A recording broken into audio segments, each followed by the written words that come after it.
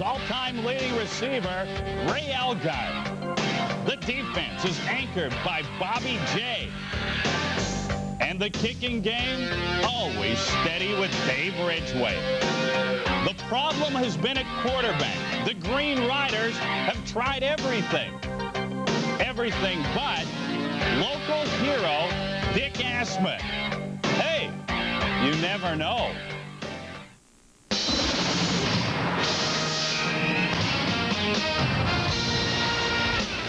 Jim Gilstrap's Ottawa Roughriders have struggled offensively. Sean Moore, he will start tonight, but now he's looking over his shoulder at the newly acquired quarterback in Sammy Garza. They now join linebacker Ray Bernard, who knows the other Riders very well. He was with them last year. Roughriders head coach Ray Yock is struggling to come up with the right combination. Quarterback Tom Burgess, he has completed just 48% of his passes. Yock's other option, Warren Jones. He's a little better at 55%, but he too has struggled. It's a frustrating situation.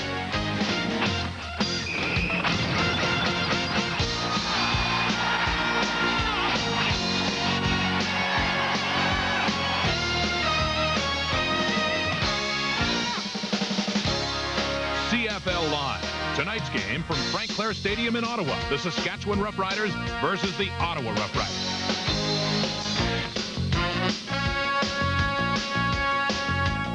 Good evening and welcome to the CFL on TSN. I'm Darren Detishin. Glad you tuned in this evening for the Battle of the Roughriders, Saskatchewan versus Ottawa. Now, who would have thought that at this point in time, Saskatchewan would be winless at 0-5 and off to their worst start since 1979. Or for that matter, Ottawa would be 1-4. Such has been their fate in the CFL this season. The reason for their poor starts? Offense, or a lack thereof. They are the two lowest scoring teams in the league. Having said all of that, this could turn out to be a very good game for no other reason than the desperation involved. Both teams need the win. All starts at the quarterback position. Sean Moore gets the call for Ottawa tonight, but newly acquired Sammy Garza sitting on the sidelines while Warren Jones goes for the Green Riders. He's not thrown a touchdown this season, and if he struggles, Tom Burgess will come in. These four quarterbacks have combined for just 5 touchdowns and 20 interceptions. Time now to go to Frank Clair Stadium, where John Wells and Leif Pettersson are standing by. Gentlemen? Darren, this has been a very difficult week in the nation's capital. The citizens of Ottawa are still stunned by the tragic death of CJOH sportscaster Brian Smith. Smitty will be sadly missed in the sports community, and looking back, Leif, you knew him pretty well. I sure did, John. It's been a difficult time for all of us. You know, Brian Smith was a gentleman and yet a strong man. And he was a role model to many of us and certainly to the people of Ottawa. His friends will miss him dearly. There will be one empty seat in the press box here at Frank Clair Stadium tonight, and it won't be an easy one to fill.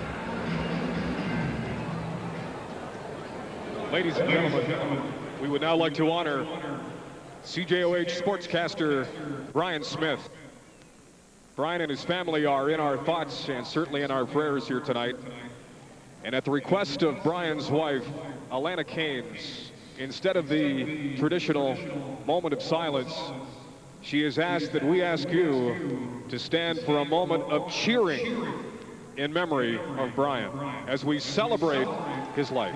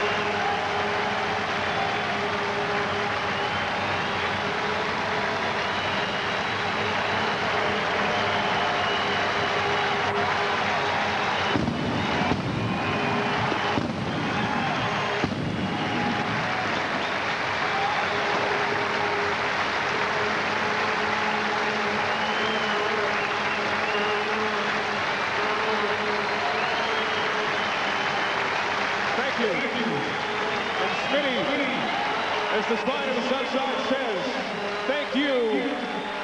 You will be missed.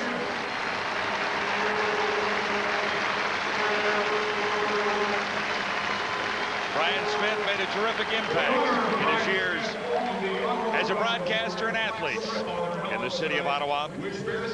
See, the Ottawa Roughriders will wear his name on their helmet in memory tonight. In his life of Atlanta.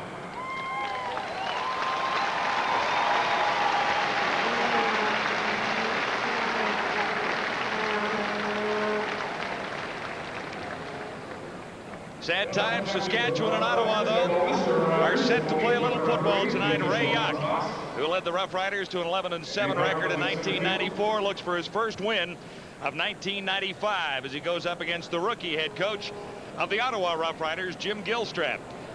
He started out well, winning game 1 against the Blue Bombers, but there have been 4 losses in succession since. Break up, that's a tail. Call in the air, please. Heads is called. It is a head. Saskatchewan, you have won the toss. You will defer to the second half. Ottawa, it's your choice. We'll defend that in. They will defend that in. You'll take the ball? Yeah. Here we go. Who said we'll score first down there? Albert Brown said we'll score first. Says, you want to give us the ball right off the bat? Okay. And you know, oftentimes when teams are struggling, you want your defense to start the game, and when Saskatchewan deferred their choice to the second half, I think obviously Terry Baker had strict instructions from head coach Jim Gilstrap. We would like our defense to start the game, and it's not a bad move. Saskatchewan Roughriders, as mentioned, have lost 5 in a row to begin this season, but they were close in 4 of those games in the fourth quarter. This team should not be 0-5. You know what happens, though, John? I mean, the BC Lions, you could make the same example. They won a couple of games they shouldn't have.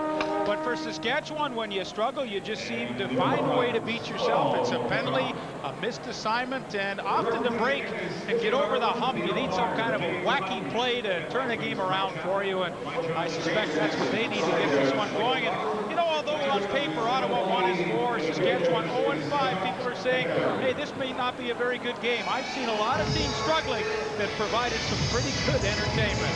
And I think tonight will be no different. Ottawa Roughriders are set to kick off as Terry Baker trots out across the 35-yard line at Frank Clair Stadium in Ottawa. 2 deep for the Saskatchewan Roughriders. Aaron Ruffin. Terrell Ulmer standing back near the 20-yard line. 2 Roughrider teams in desperate search of a victory to get their seasons turned around.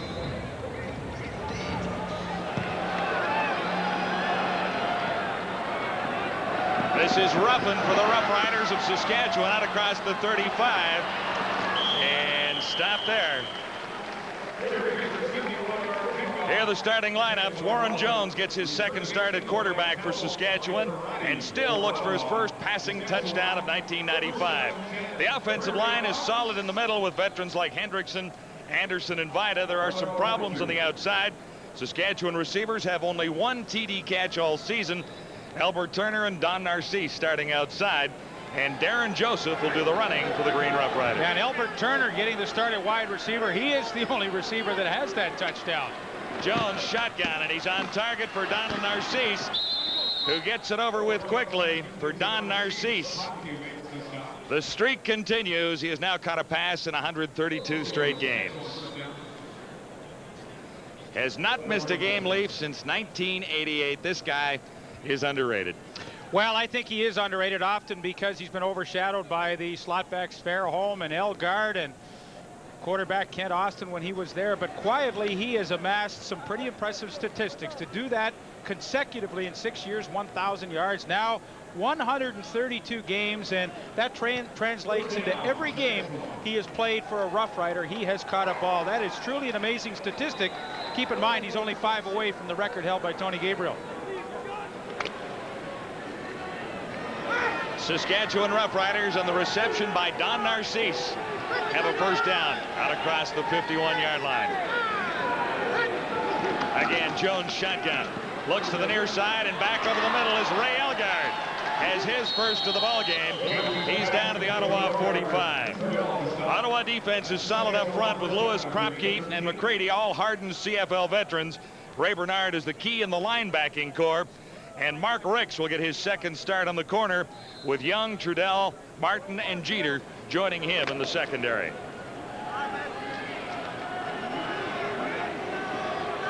Another Saskatchewan first down. Now set up at the Ottawa 44. Jones looking to take off himself. And he has enough for the first down, stepping out near the 30-yard line. And Martin forcing him out, Lee. And this is the extra dimension that Warren Jones gives this offense. I mean, Tom Burgess isn't a bad runner, but Warren Jones is a much better runner, and a good play fake to hook everybody to the inside, and then he simply outruns Paul Yatkowski to the outside. And, you know, this is 3 first downs in a row, and for a team that's struggling for an identity, to get off to a good start offensively is so important, and they've been able to do that. Saskatchewan began this drive at the 42-yard line. They're quickly to the Ottawa 30 with a first down again. Jones has Turner away from the first tackler and fights his way down to about the 17. 13-yard gain, stopped by the safety, Remy Trudell. Albert Turner getting the start tonight over Larry Thompson. He's down on the bottom, just running a little quick post. These are high percentage passes, easy to complete. Ricks, the corner, giving him all kinds of room. And you know, I mentioned Larry Thompson is out tonight. They want to see what Turner can do, and it's a case of giving him a chance to see how good he can be. Saskatchewan with a 5-receiver set. Jones looks to his left and has Prince Wembley. Tackle made by Rohan Marley. The Prince has 16 receptions, 187 yards coming into the game. Didn't he used to be called Prince Wembley the third? Yeah, they dropped the third. A little too much to say, but you know, they've been searching for a slot back ever since Jeff Fairholm played out his option and left. I mean, Farthing and Elgard really were, but now with Wembley, they can move Elgard around in that 5-pack, and I think they've become a more effective offense with that. 6-yard gain. This is 2nd and 4 again. Jones from the shotgun has some room to the far side. He looks to carry for the first down himself. Mitchell over to make the tackle, and Leaf will see where they spot the ball on that one. Early in the opening quarter, no score. Saskatchewan hasn't given up the football. Thought Ed Mitchell did a pretty good job there. It's such a fine line for a linebacker when the quarterback breaks containment and gets outside. When do I leave pass coverage and come up and support the run? And, you know, he made a pretty good decision, took the outside shoulder away from Warren Jones and kept him short of the first down. But that's an awfully difficult play for a young linebacker to have to make. Close enough to measure on the run by Warren Jones. He comes up a little short. That looks like a long yard from here. So what is Ray Yock going to do? Well, he's made a commitment to his offense. They've had such a good start. He's saying, go pick it up. Hey, Jay! Like the spirit right now. Oh, I like the call, too. You're playing on the road. You're struggling. I think you have to make a statement as a head coach to your team, and he's making a strong one here. 3rd, and a little better than a yard to go for Saskatchewan. This is Darren Joseph, and he has blocks for the first down. He's inside the Ottawa 5, and a great start for a guy who began this season in the Ottawa backfield. Well, they're hoping that Darren Joseph can really get on track. And, I mean, it's no secret. That's the missing ingredient on this offense right now. When they lost Mike Saunders, they lost a heck of a lot. And Ray Yock said, what we need is a running back who could be a threat. Will it be Darren Joseph? He's not sure yet. Or will it be an import that possibly they can get out of an NFL camp? No one knows. Saskatchewan has 3 cracks at it.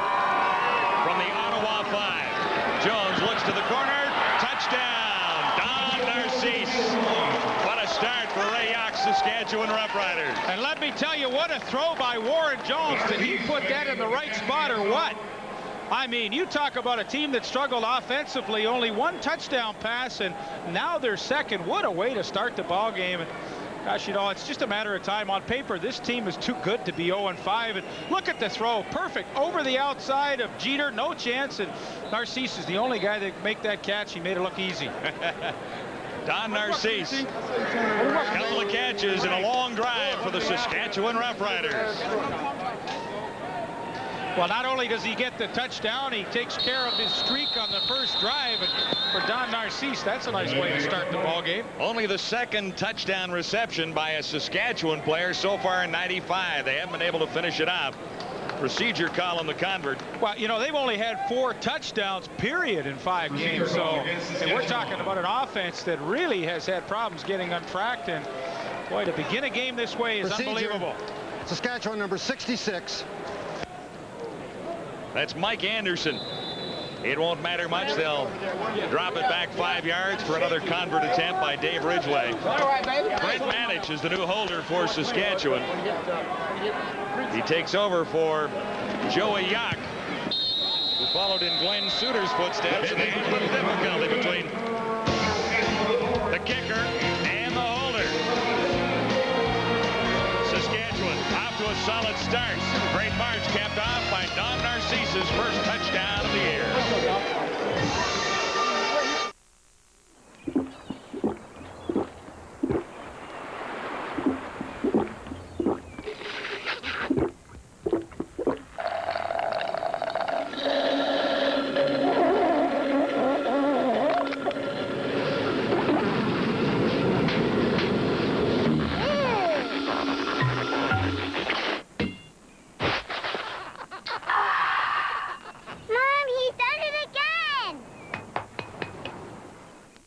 We have bottles in use now that we purchased almost 20 years ago.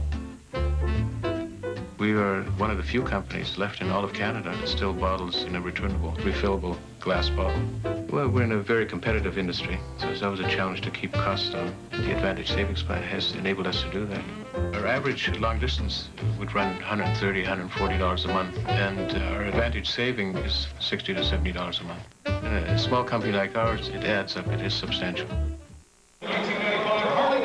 Don Narcisse has the touchdown that gives Saskatchewan a 7-0 lead at Frank Clair Stadium, Ottawa. Yeah, and you get a good look at the scheme. Here's the ace. You know, that's 5 receivers out. Jones doesn't even look wide side. When he sees Eric Jeter up and bump and run, and Narcisse has a bit of a running start, it's a terrific matchup. And, you know, he knows historically that Don Narcisse in bump and run is able to go up and take balls away from people. He didn't have to do it there, but what a great touchdown pass and catch it was. There's the record that he is chasing.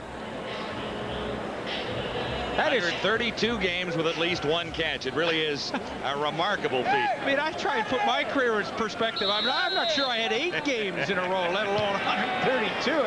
That's truly amazing. The newcomer, Jermaine Cheney, on the return for Ottawa. He's out near the 35. 19-yard return. 8 plays to cover 68 yards in a time of 4:32. Jones to Narcisse and a 5-yard touchdown. On the drive leaf, Jones was 5 for 5, and he rushed the ball 3 times. Yeah, I think he made a serious statement to the Ottawa defense that he will pressure them tonight with his running, and I think that's a terrific scheme for Saskatchewan to have. Now let's see if Ottawa can answer. An impressive drive by Saskatchewan. Beginning at the 34.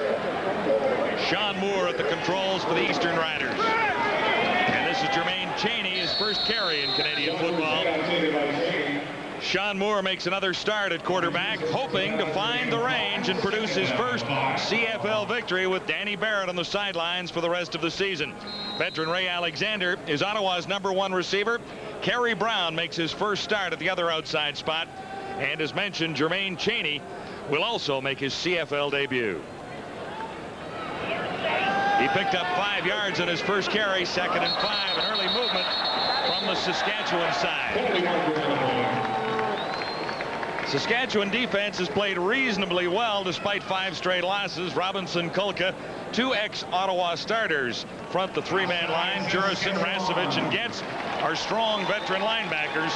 Albert Brown and Vincent Donaldson man the corners of the Saskatchewan secondary. One of the problems the Saskatchewan defense has had, and you know, let me say that they haven't really played poorly in this 0-5 streak, but they just haven't had a lot of pressure on opposing quarterbacks. Only 7 sacks in 5 games, and that's pretty uncharacteristic for a Saskatchewan defense, and pressure is something that they have to get more of.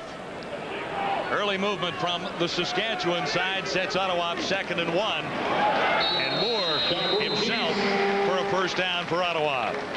2 very important for Ottawa here to try and answer back with at least a couple of first downs and get, just try and take some of that initial overwhelming momentum that Saskatchewan had after their touchdown drive. You kind of want to slow the game down a little bit, and for Sean Moore, I think important to get a couple of first downs here. Points would obviously be nice from the Ottawa perspective, but still, as you say, a couple more first downs from here, try and pin Saskatchewan deep, would even help build the confidence in this young quarterback. This is Cheney. He gets the start with Michael Richardson on the sidelines. Ron gets in on the tackle. The gain is just 2 yards. Ottawa would love to get some ground game going, especially with a young quarterback, so he doesn't have to throw. But running has been difficult for them. You see, it goes all the way back to 1991, and that year they had, strangely enough, 2 1,000-yard rushers. But it's been a number of seasons since they've really been able to dominate any team on the ground. Things were looking good for Ottawa with Michael Richardson as we watched him in game 1, but the running game disappeared, and now Richardson is on the sidelines with an injury. On 2nd and 8. Moore from the shotgun, and he couldn't get it away. Aaron Ruffin was blitzing. Number 33. And the Roughriders appear to have come up with the ball. There's Ruffin celebrating. And they bring a little extra heat on a young quarterback. Watch Bobby Jerson. He gets the initial pressure, but then it's Aaron Ruffin coming up through the inside that actually gets the sack. But I think they've made a statement early, too. With a young quarterback, we're going to bring 6 and 7 people and see if he can handle it. On that series, he couldn't. Big hit by number 33 right there. That jarred the ball loose. And it rolled right to Ruffin. First turnover of the game, and it sets Saskatchewan up with a first down at the Ottawa 40. 3 receivers to the near side, 2 to the far side of the field for Warren Jones. He unloads in a hurry and finds Ray Elgard. Elgard away from 2, finally slowed down by Martin. And Elgard got a head of steam up. He's a tough guy to bring down. Broke a couple. What Elgard is doing now, he's the number 3 receiver, and Ottawa is trying to cover him with a linebacker. That time Ray Bernard had to try and come all the way from the middle to get him, and that's a terrible mismatch for the Ottawa defense. And Warren Jones told me, he said, I'm going to get a linebacker coverage on one side or the other, and that's where I'm going to throw the football.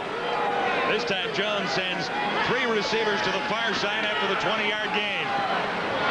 Dan Farthing makes the catch, and he's down by number 23, Brett Young. Warren Jones now 7 for 7. Dan Farthing's been with this club for 4 years, but it's last year was his first year starting, and he had 35 catches in and out of the lineup. But I think the potential for this young receiver is unlimited. It's been one of those kind of things. He just really never got on track. He's made some spectacular catches I've seen him make, and maybe this will be his season. 2nd and 4. This is Darren Joseph, and he'll get close to the first down. He's near the 10-yard line. Yatkowski, number 99, made the tackle. Warren!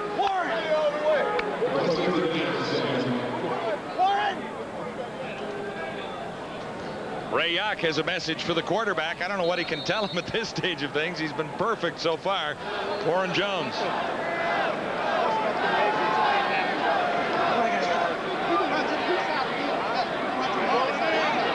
Saskatchewan gambled on 3rd and 1 on the first drive. It paid off, and they got the end zone. Looks like they're going for it again. Jones has the message from the sidelines. 3rd down, a yard to go. Saskatchewan trying to get across the 10-yard line of Ottawa. This is Darren Joseph, tripped up, but he regained his balance and has plenty for a first down. Bernard got a piece of him coming out of the backfield. Derek Joseph just did a terrific job to quickly get away from Derek McCready that somehow got underneath the offensive line and got penetration into the backfield. But quick footwork, he got to the outside and picked up that first down. Boy, they're hoping that Joseph can be the back that they can count on. An amazing number there. That was the 8th first down for Saskatchewan as this drive continues. 1st and goal to go. Saskatchewan at the Ottawa 6. Jones puts it up on the the 3-yard line. Wembley makes the catch, and Young forced him out. Brett Young's the best inside halfback that the Ottawa Roughriders have, and here he is in coverage here, and you watch as Wembley comes to run the out. Brett Young he closes the gap in a hurry, and really, you know, he's not looking inside. He's just watching the receiver. As soon as he goes out to the flat, you know, they want to hit him quick, but Brett Young was really equal to that one. He's the best defensive back they have. Only a 2-yard gain, but that was the 8th straight completion for Warren Jones. 8 for 8, 76 yards. Second down. Goal to go at the 4 as Jones looks to the end zone. Joseph couldn't bring it in. Bernard was covering on the former Ottawa Rough Rider. And this is what they need from Darren Joseph that they're worried that maybe they can't get. This was a perfectly thrown football. It was a good matchup. It's something that Mike Saunders did for them a year ago. That should have been a touchdown. And yet Darren Joseph couldn't hang on to the football. See, this is the frustrating part for Warren Jones. Now, he's got to shake it off. I mean, he threw a perfect strike. Should be 14-0, but he has to regroup. All right. Dave Ridgway, good on 11 of 16. Chip shot for him with Brent Manage holding at the 11. And the robo-kicker is automatic again. 4:14 to go in the opening quarter. And Saskatchewan has scored on its first 2 drives. 10-0.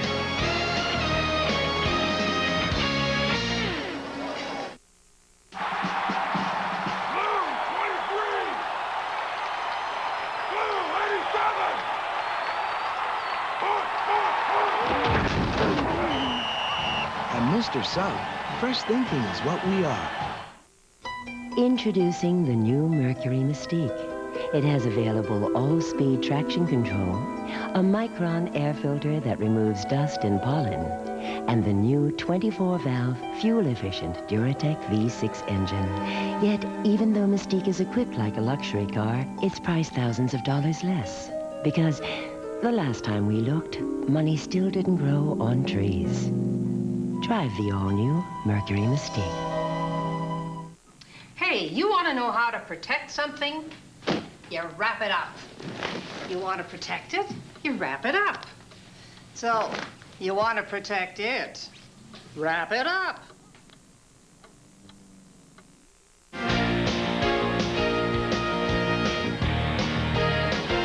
CFL Live on TSN. Brought to you by All Sport. The new All Sports drink for athletes. All Sport. The game will never be the same. And by Bell Advantage Long Distance Services, from the Alliance of Canada's only full-service telecommunications companies. And back inside Frank Clair Stadium at Lansdowne Park. Man of the moment for the Saskatchewan Roughriders, Warren Jones, has only missed on 1 pass so far, and that could have been a touchdown too. Darren Joseph couldn't bring it home. Time of possession favors Saskatchewan big time. Jermaine Cheney ready to return for Ottawa. Bowles went over, almost broke it loose. He's out to the 35, maybe the 36. Benson Donaldson made the tackle after a 24-yard return. You know, John, a little aspect of the game that a lot of fans maybe don't think about is, you know, Dave Ridgway's holder. You know, Glenn Suter was the holder a year ago, but now with the big television contract, he's no longer there. But Joey Yock couldn't get the job done, but now Brent Manage, the punter, is in there holding. That looked like a great hold for Ridgway, but, you know, fans say, well, what's wrong with the kicker? Hey, you got a center, you got a holder before the kicker gets to do his thing, and unless those parts of the puzzle aren't working correctly, sometimes it's very difficult for the kicker, but Maddich looked like he did a nice job on that one. The punter, Brent Maddich, holding for the place kicker, Dave Ridgway. Precedent for that in Winnipeg, where Bob Cameron holds. Moore barely got that one away. Jen Tommy was the intended receiver. He kind of paused for a moment, and had he kept going, he might have at least given a slightly better effort at making the catch. Well, one of the problems that Ottawa quarterbacks have had this year is just getting balls off. I mean, they're the most sacked team in the league. Here comes LeBryant Robinson from the outside, and if you're Sean Moore, you're saying, hey, how am I supposed to get it away? Nobody blocked the guy. That is tough. One thing the Ottawa team was talking about is finding a little better protection for any quarterback in there. Not much more this time. Alexander fought off the coverage and made the catch. Benson Donaldson. That was close. Alexander had Alexander to work back to his young quarterback and help him out. Sean Moore, boy, he's going to get a test on his mobility tonight. The Roughriders brought 7 people to try and shake him up. But Alexander still looking for his first touchdown of the year, if you can believe that. Sean Moore needs to get the ball in his hands tonight. That was Moore's first completion of the ball game. 2:48 to go in the opening quarter. This is Cheney on the pitch. Cheney running hard, but can't find much running room. Stopped by Rogers with a little help from Ron Getz. You know, one thing the Saskatchewan defense is doing differently this year, they're taking their all-time sack leader, Bobby Jurison. Now, hey, you remember him as a rush end. Well, look where they're putting him. Now, he just comes up and plugs and fills the hole. But what that does to a defense is really mess up their blocking schemes. And see, he comes up through the guard. They never really know who's going to be blocking the all-time sack leader for Saskatchewan. That's tough on the offensive line. No gain, 2nd and 10, Ottawa at the 51. Shotgun for Moore. Barely got it away. Alexander couldn't hang on. Benson Donaldson on Alexander that time. He got his mitts on the football, but couldn't hang on. Alexander coming over from BC as a free agent. He played in the Grey Cup game and had 5 receptions for 119 yards in the Lions' Grey Cup win over Baltimore. Terry Baker averaging 44.8 yards a kick. More importantly, his net punting has been solid all season long.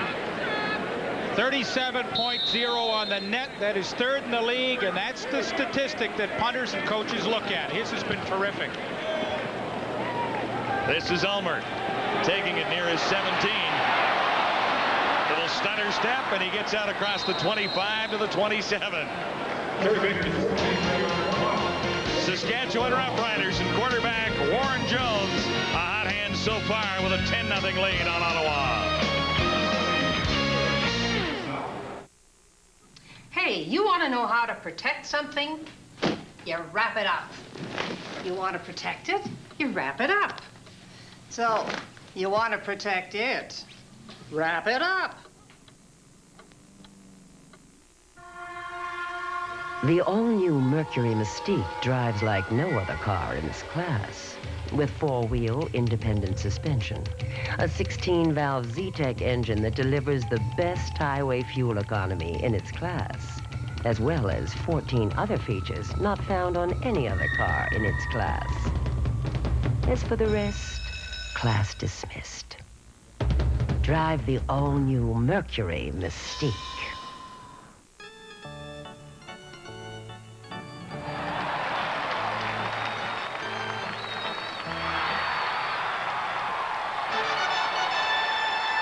At Mr. Sub, fresh thinking is what we are. Ray Ox, Saskatchewan Roughriders with a 10-0 lead on Ottawa. He seemed rather calm yesterday for a coach at 0-5 to kick off this season.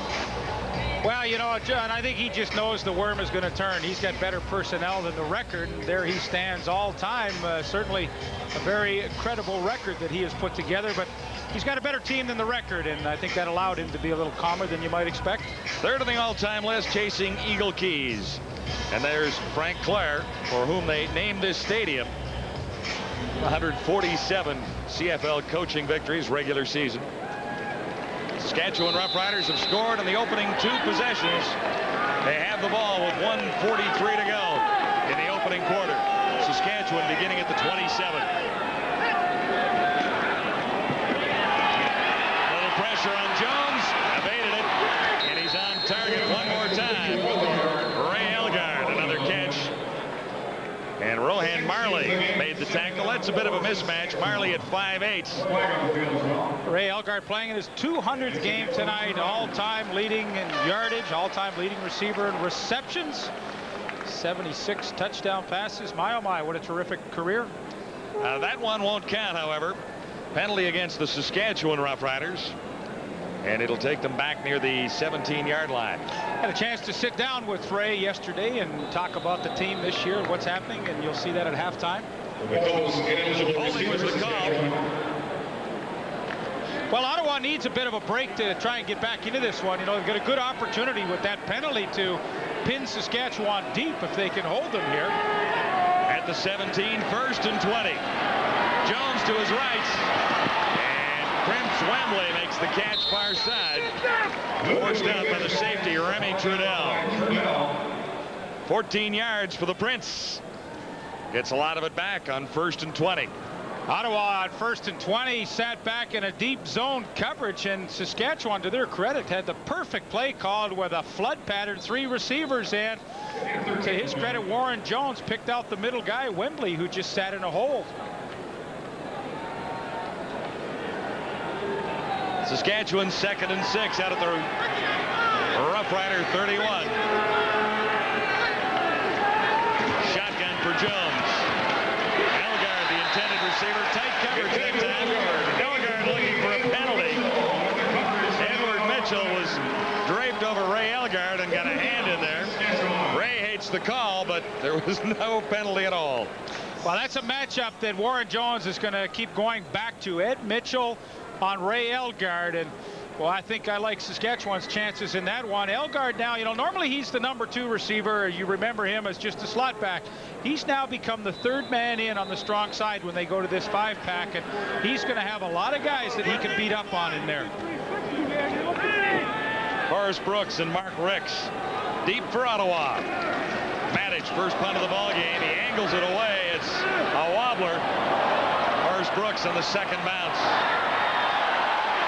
One bounce as he looks for room to the outside. Well covered by the Saskatchewan special team. 3-yard return as Dan Arasevich led the Saskatchewan tacklers. Well, you look at the punters in this game, and often when 2 teams are evenly matched, the kicking game would decide it. And well, I think Ottawa's got a distinct advantage in that department with Terry Baker. And, you know, I said it earlier, it's not the average that coaches and punters worry about. It's that net yardage. You know, how do they kick the ball so their cover team can go down and make plays? And Terry Baker's team's done a nice job for him.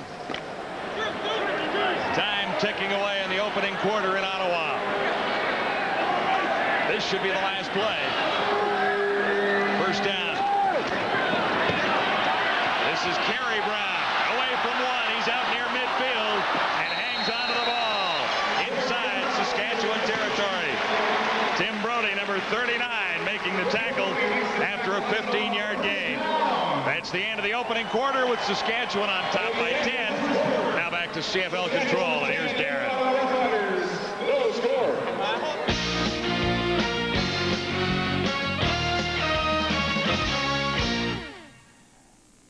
Thanks very much, John. Busy day in the world of sports. Let's start with the Montreal Expos. They are taking on the front-running National League East leading Atlanta Braves.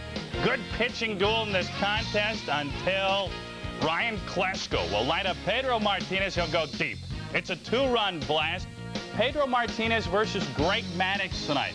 Doesn't get any better than that. Although the score could for Expo fans. It's now 3-0 for the Braves. In the 2nd inning of play, Montreal has dropped 3 straight. They've got to do something against the Braves if they hope to get back into it. The Toronto Blue Jays at home to the Boston Red Sox tonight. Currently scoreless in the 2nd. Juan Guzman with the start for the Jays. He goes in with a 3-8 record, a 7.16 ERA. Guzzi has lost his last 3 starts. This is the first of a 4-game set. Meanwhile, Darryl Strawberry is back in the bigs. He's making his New York Yankee debut tonight. In his first at-bat versus the Detroit Tigers, the straw man stepped up to the plate and promptly popped up. Nonetheless, in the National Hockey League, very busy day. The St. Louis Blues continue to be involved in a lot of it. Steve Duchesne, they dealt him to the Ottawa Senators for a 2nd-round pick in 1996. The Blues earlier in the day picked up Shane Corson from the Oilers. They also dealt Curtis Joseph to the Oilers. Mike Keenan. It is somewhat mayhem in St. Louis. He continues to build his team. Let's go back to Frank Clare. John and Leif. Ready to begin the 2nd quarter with Saskatchewan on top of Ottawa 10-0. Numbers from the opening quarter favor Saskatchewan decidedly. With the Roughriders scoring in their first 2 possessions, net yards Saskatchewan 118 compared to 32 for Ottawa. 1 turnover there, Leif, cost 3 points. Time of possession almost double. And if you talk to the Saskatchewan defense, they'd say, well, it's about time because they have played a lot of football in the first 5 games. Clint Kolka and I were talking about that yesterday. I said, what's more tiring? Is it mentally tiring or physically? He said, well, physically, we're ready to play 60 minutes. But he said the mental part, when you're on the field more than you think you should be, that's when it gets tough. And I certainly agreed with that observation. Ottawa 1st and 10 with 3 receivers to the near side, just across midfield at the Saskatchewan 54. Jeff Garratti, number 39, got the call that time. And he is inside the Saskatchewan 50.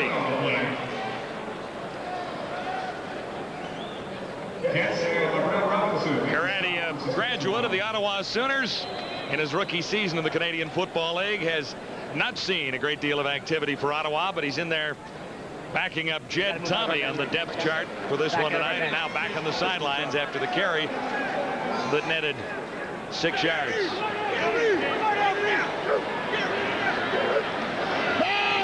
Shotgun, Sean Moore over the middle on target. Ellingson makes the tackle. There's a marker down.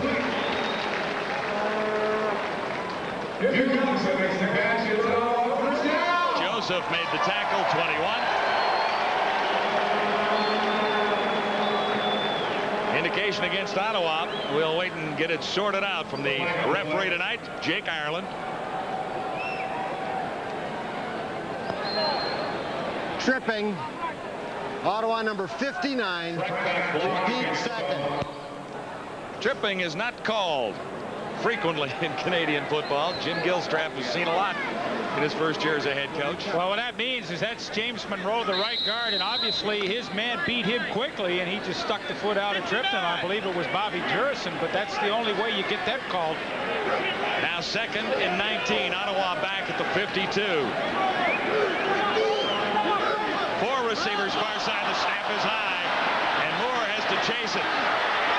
Jurison in pursuit. He got it away, and no catch. Cheney was the intended receiver, and Gilstrap is a head coach in Ottawa. Hasn't seen it all yet, but if he hangs around here for a while, he's going to. Well, Irv Damon just launches this, and you know, really, I think that's a ball Sean Moore probably should have caught. It wasn't a terrible snap, and Sean Moore is 6'3", so I think he's fortunate here that Cheney doesn't even make the catch. They still would have lost yardage had he hung on.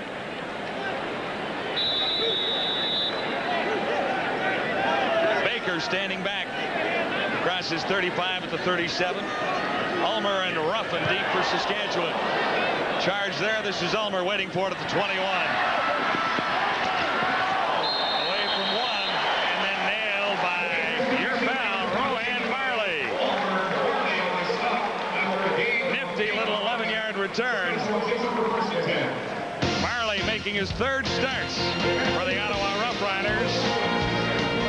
Saskatchewan leading the way. It's 10-0 on CFL Live.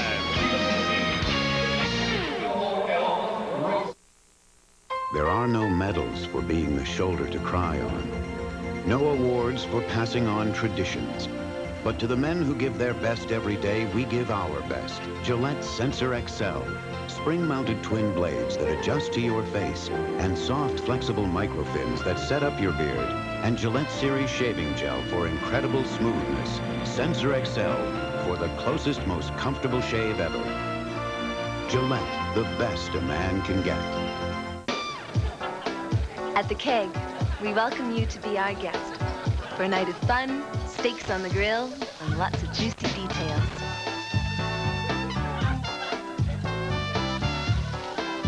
That's why people keep coming back to the Keg. Great steaks, good friends.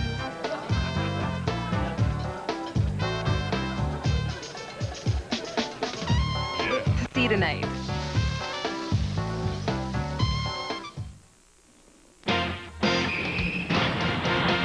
Tomorrow, the CFL on TSN takes you to Independence Stadium. Shreveport, home to the Winnipeg Blue Bombers. Wayne Walker returns to the Pirates, a much-needed boost. We'll have that game for you, 8 o'clock Eastern on the Sports Network. And welcome back to Frank Clair Stadium in Ottawa, where the hometown Riders trail the visiting Riders. 10-0. Saskatchewan has the ball once more with a 1st and 10 beginning at the Saskatchewan 32. 5 receivers set for Saskatchewan again. And this is Darren Joseph. Cracks one for about 7 yards out near the 40. Stopped by Edward Mitchell. Solid start for Darren Joseph, who returns to his hometown. And the team he began the season with, there's Rohan Marley. Plays in a band in the offseason, his brother's band called Ziggy Marley and the Melody Makers.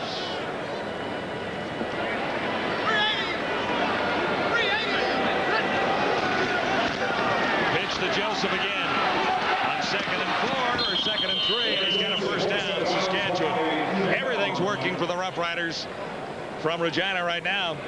John, one of the biggest problems for the Roughriders to overcome this year was the loss of Mike Saunders. How do they replace those rushing yards? And to this point in time, look what Mike Saunders has accomplished in San Antonio and all the other Saskatchewan running backs combined. And, you know, obviously this is a concern for Ray Yock. He's hoping that Darren Joseph can do the job. NFL cuts will be coming soon. And, you know, I'm sure they'll be bringing some backs in. But tonight so far, pretty good. 10 yards of the previous carry for Darren Joseph. Here's Warren Jones, shotgun, far side. Off target for Donald Narcisse. Mark Ricks was covering on Narcisse that time. Ricks is making his 2nd start for Ottawa.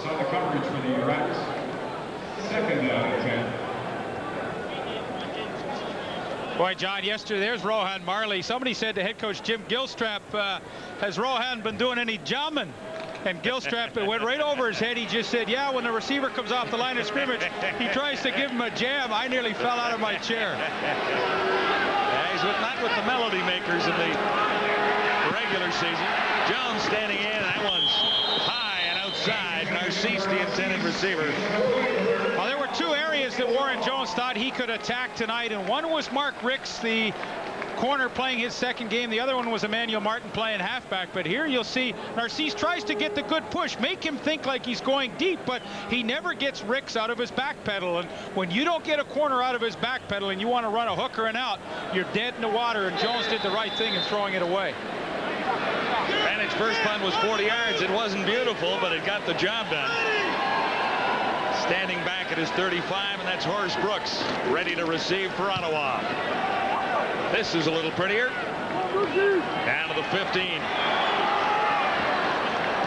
And Brooks gets out across the 25 to the 27. 12-yard return, 46-yard punts. Well, Wellesley, last night the Hamilton Ticats broke their brief losing streak in a big win over the Toronto Argonauts. That was a little something as a football game. Sure was. You see our teams tonight involved in this game, bringing up the bottom of the standings. But with this unique playoff format where 5 teams from the North will qualify, of course, Jim Gilstrap and Ray Yock tonight still feel that their teams both have great shots to be in the hunt. Of course, that 5th team will go down and play south of the border as the wild card. I kind of like that format. Still means the riders can, one of the riders can play in the Grey Cup maybe. John Moore trying to get his act together for Ottawa on first down. Flips it out of the backfield for Cheney.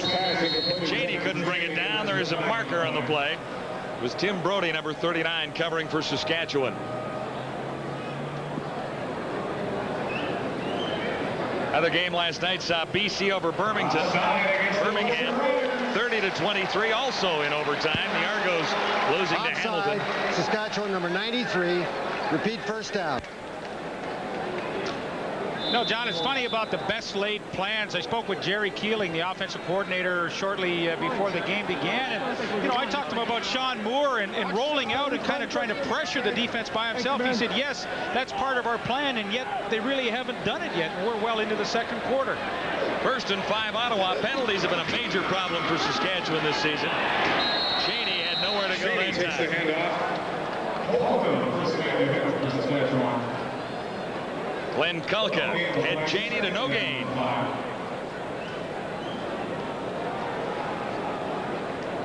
Couple of Josephs in this Saskatchewan lineup. Watch Tim Edwards to the right of your screen get the penetration. Once again, a blocking mistake by Ottawa. I mean, nobody touched him. He's on the perimeter coming hard. I mean, you can't expect a running game to be successful if you don't pick off that guy. Ottawa looking at 2nd and 5. Moore from the shotgun. Had time to get it away. And likely looking for the Duke, number 85, James Ellingson. And he was a pretty popular guy about 3 weeks ago as a backup quarterback, Sean Moore. Well, you know that. The backups are always popular, rather. But for Sean Moore, they better get over and have a quick meeting on the sidelines, because two very disruptive things are happening to his offense. Number one, Saskatchewan's getting lots of pressure on him. Number two, the defensive backs are jamming his receivers. That's a terrible combination, because nobody can get open quickly, and he doesn't have time to wait for them. Ruffin and Turner deep for Saskatchewan. Terry Baker across his 20 to get this third down kick away. Not one of his better ones. It's into row 5. Problem is, it's in Ottawa territory near the 50-yard line. Horrible kick for Terry Baker. Saskatchewan on top by 10.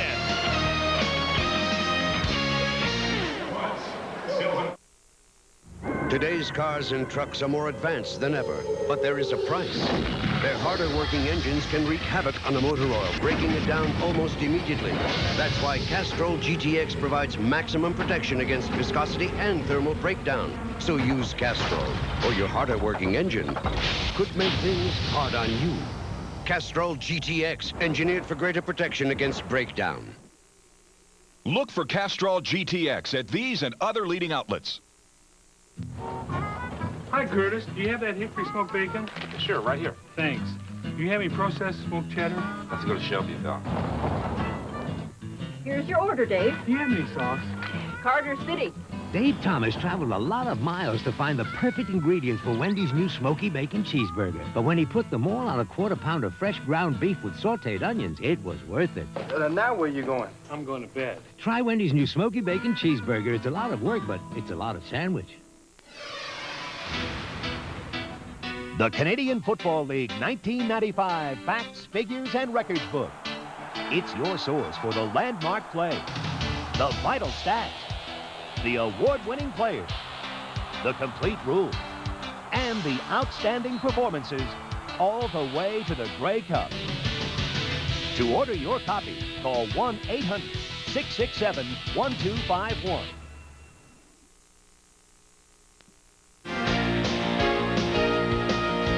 CFL Live, brought to you in part by 3M Canada, imagining the unthinkable and developing the unknown.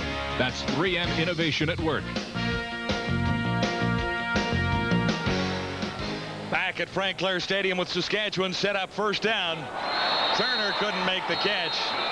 And Ottawa handed it over to Saskatchewan with incredible field position here on a 7-yard punt by Terry Baker, who's the loneliest guy in this building right now. You know, for a right-footed kicker, when you try and angle it to the right hash or the right sideline, that's when sometimes you can get in trouble. Here, see, Baker definitely wants to kick it out of bounds, but I mean, here's the ball. Unless he's expecting gale force winds coming this way, you know, he's in a whole lot of trouble, and you end up with 7 yards, and that's it, and that's probably the worst of his career. They might have been right about row 5. 2nd and 10. Jones to Prince Wembley, and he can't hang on. Mark Ricks was covering. Jones good on only one of his last 6 passes after a red-hot start.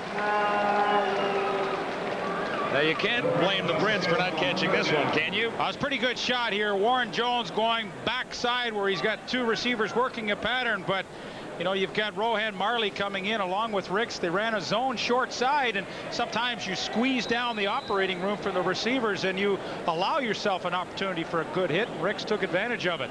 I think what Warren Jones has to do, and I'm sure they'll discuss this, is they've got to go back to the front side, the 3 receivers where Ray Elgart is. They're getting lots of room to maneuver over there. Manage holding for Dave Ridgway. 46-yard effort here.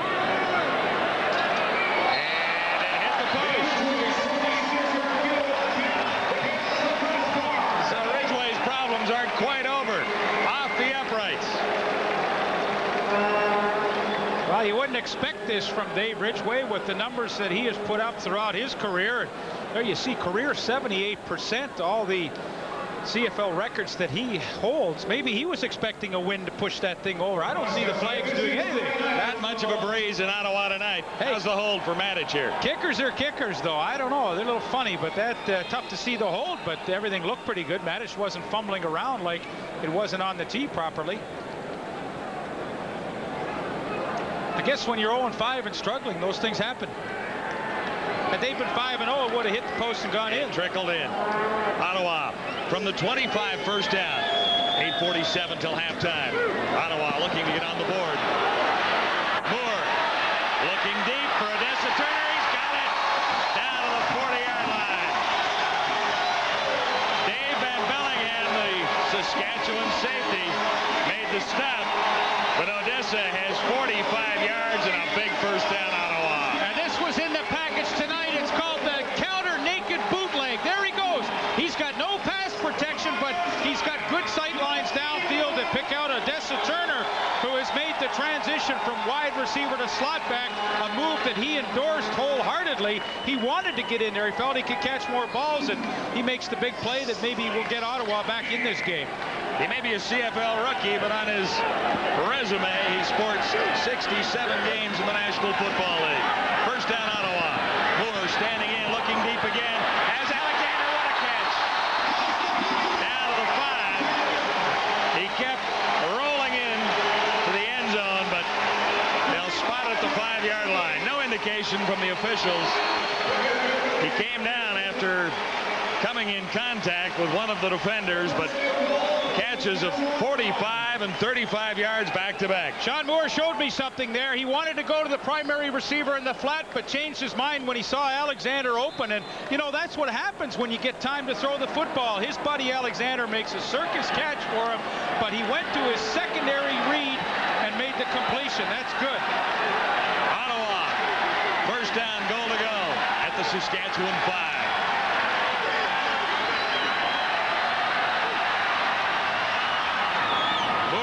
It to the end zone, and there's a marker down. Alexander, the intended receiver. And it was Albert Brown, number 4, covering on Alexander, drawing the interference call. Little something to smile about on the Ottawa bench after 2 great catches. And now an interference penalty setting Ottawa up, first and goal to go at the 1. Forward pass interference. Saskatchewan number 4. First down at the 1. And Sean Moore, you could tell he's playing with a little more confidence. What happens when you complete 2 balls in a row? He changed the play at the line of scrimmage, saw the bump and run, and felt it was a good matchup with Alexander and got the penalty, but all of a sudden his confidence level has gone way up. Moore himself, and he has the touchdown.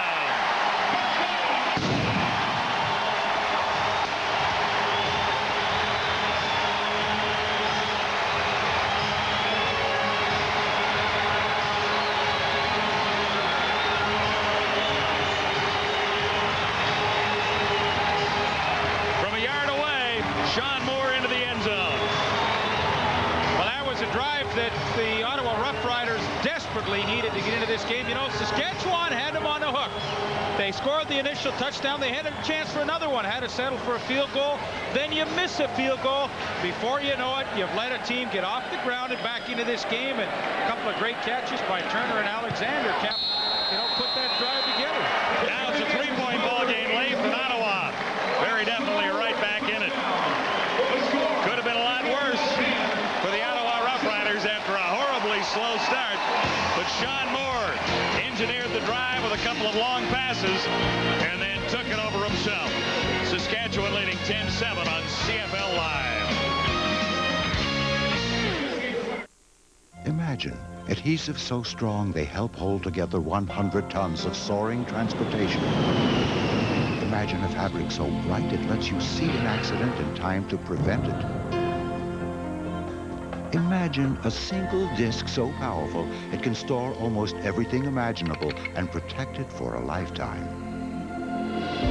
These products and thousands more that make our lives better exist because the people at 3M imagine.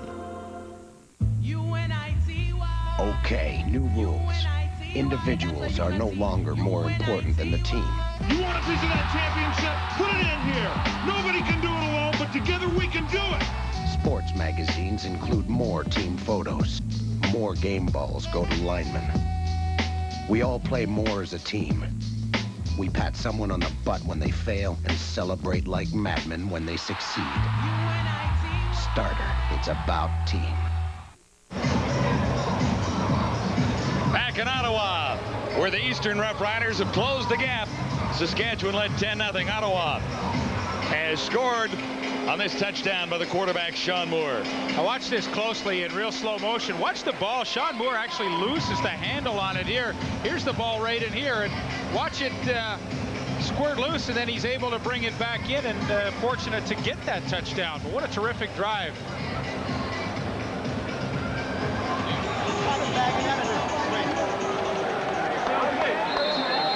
Here are the moments at the Ottawa bench. Ready for the kickoff. Coming down to Aaron Ruffin at the Saskatchewan 8. Nice haul opening up for number 33. He's out to the 42 and grabbed from behind by Brett Young. You know, John, when you look at the Ottawa Roughriders, they're a team that really has to have their stars performing and playing well. And if they do that, they can be competitive. So for Ray Alexander to go up and make a spectacular catch like that to keep the drive going, not only, I mean, is it a confidence builder for the offense, but for the entire team. He's covering up that gray hair. I was juicing him about that before the game, and he said, I don't have as much as you do, Leaf. After a 38-yard return, Saskatchewan first down. And Darren Joseph slowed from behind by Rohan Marley, number 1, but there was help in front of Marley on the play as well. Kropke was there, number 73. 5:53 to halftime. It's funny here, we've just gone through a tremendous momentum shift in this game, and remember when it happened. It was halfway through the second quarter. Ottawa put a drive together. Now their defense, you see them, they seem a little more pumped up. Second down. 8 to go, Saskatchewan. Markers are down. And that one out Jeter's hat. Here's Rohan Marley. On the return, Marley has speed. He's down to the 25. And there was a marker down at the line of scrimmage. But I think this one bounced off Jeter's hat. And right to Marley. So we'll check the infraction.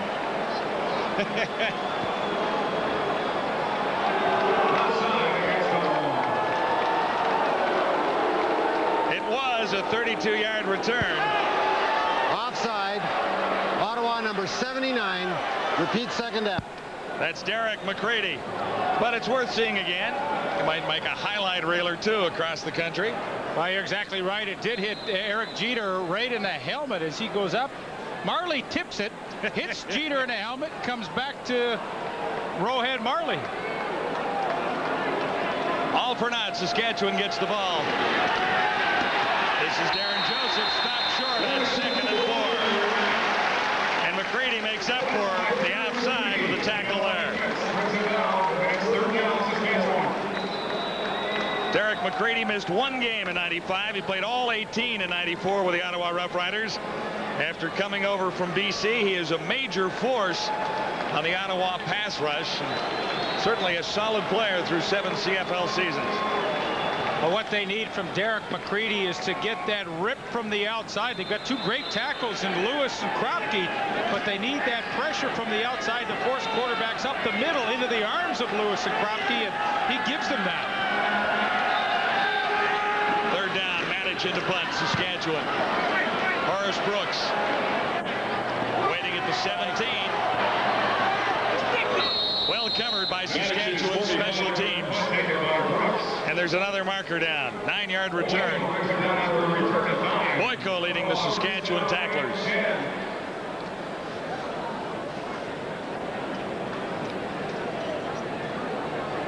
Lots of penalties.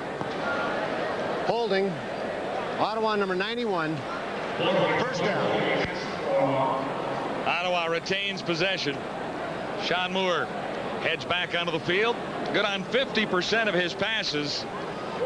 2 for 2 on the last drive that set up the Ottawa touchdown at the 1-yard line. And Moore himself from there. But did you see the difference when he got out of the pocket and had some vision downfield, got away from the rush? That bootleg he ran was a terrific play, and you know, something that when you have it in your game plan and you don't use it a little earlier always surprises me, because as soon as they went to that style, he was able to find a receiver without anybody in his face. Penalty moves Ottawa back inside the 10-yard line. They'll begin at the 9. Trailing 10-7. Here's Moore. He's got time again and looking deep as Jay Christensen.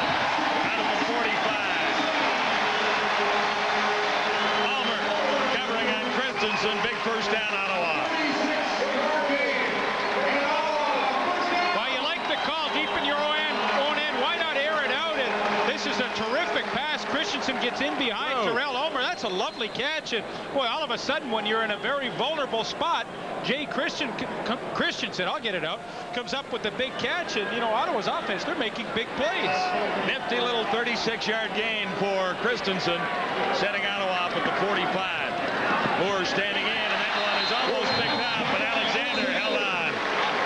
Brown went over the top. I thought he had his mitts on it for a minute, but Alexander squeezed it. With Ray Alexander at 6'4" and over 200 pounds, if he gets inside position as he does here, it's impossible for Albert Brown to come over the top and make the play. So once he has the position, if the ball can be delivered quickly, it's unstoppable. 11 yards for Alexander, 3:13 till halftime. Saskatchewan on top by 3. Third catch for Alexander. He has 61. Sean Moore shotgun away from the first wave, and that one is batted down as Moore delivered. Somebody got a hand on it. And out of the 3-minute warning at Frank Clair Stadium. When we return, it'll be 2nd and 10 Ottawa as Moore trots to the bench for a little advice. Saskatchewan on top by 3. It's 10-7 on CFL Live.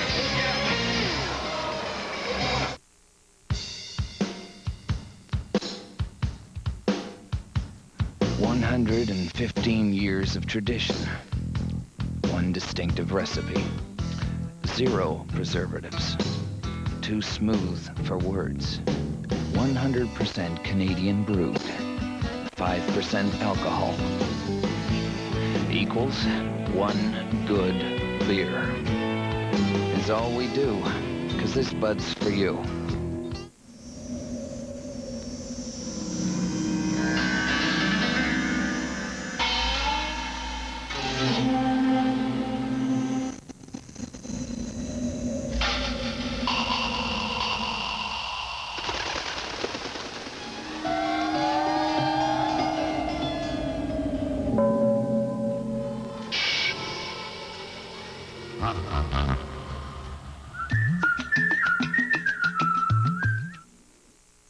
Welcome back to CFL Control. Coming up at the McDonald's halftime, we'll have news and notes from around the CFL.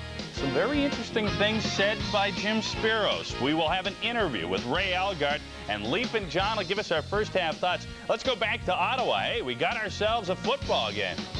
Yeah, pretty good one so far, Darren, with Saskatchewan on top. They led 10-0 in one stage. Could have made it more than that. Ottawa has roared back with a touchdown, and now with 2:54 till halftime, Rohan Marley and the Roughriders get an opportunity here. This is 2nd and 9, and Saskatchewan may be coming in this one with a 6th defensive back in. No big heat on Moore as he looks deep, far side. Through Odessa Turner. Perfect opportunity to add a little heat, but they didn't do it. Well, they only brought 4 that time, dropped 8. Bombers and the Pirates tomorrow with Gordon Glenn beginning at 8 o'clock Eastern time, 5 Pacific. Pirates with 1 win on the season. The Bombers stumbling along a little bit anyway. Not quite the Winnipeg tradition. They are 2-3. See, now here's Terry Baker, a little better for him. He's on the left hash, so if he wants to go out of bounds, now he's going to be, you know, kicking across his body, and much better for him to try and get it out of bounds.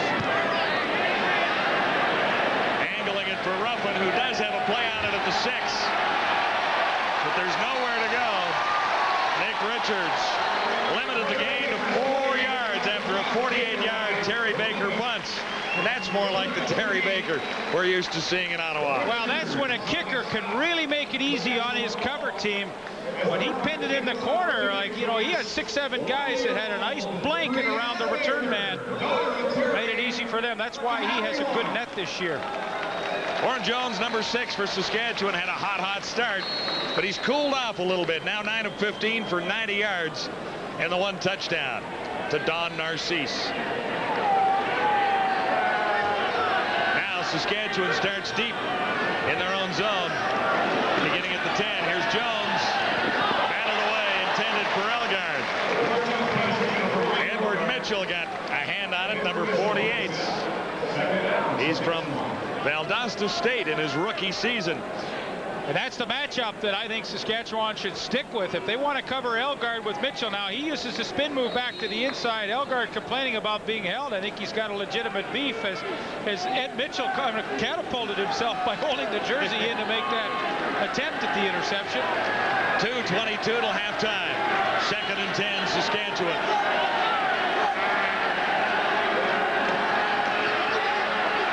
Markers down as Jones fires to the far side for Dan Farthing. Farthing makes the catch, but pretty good chance it's going to be holding here.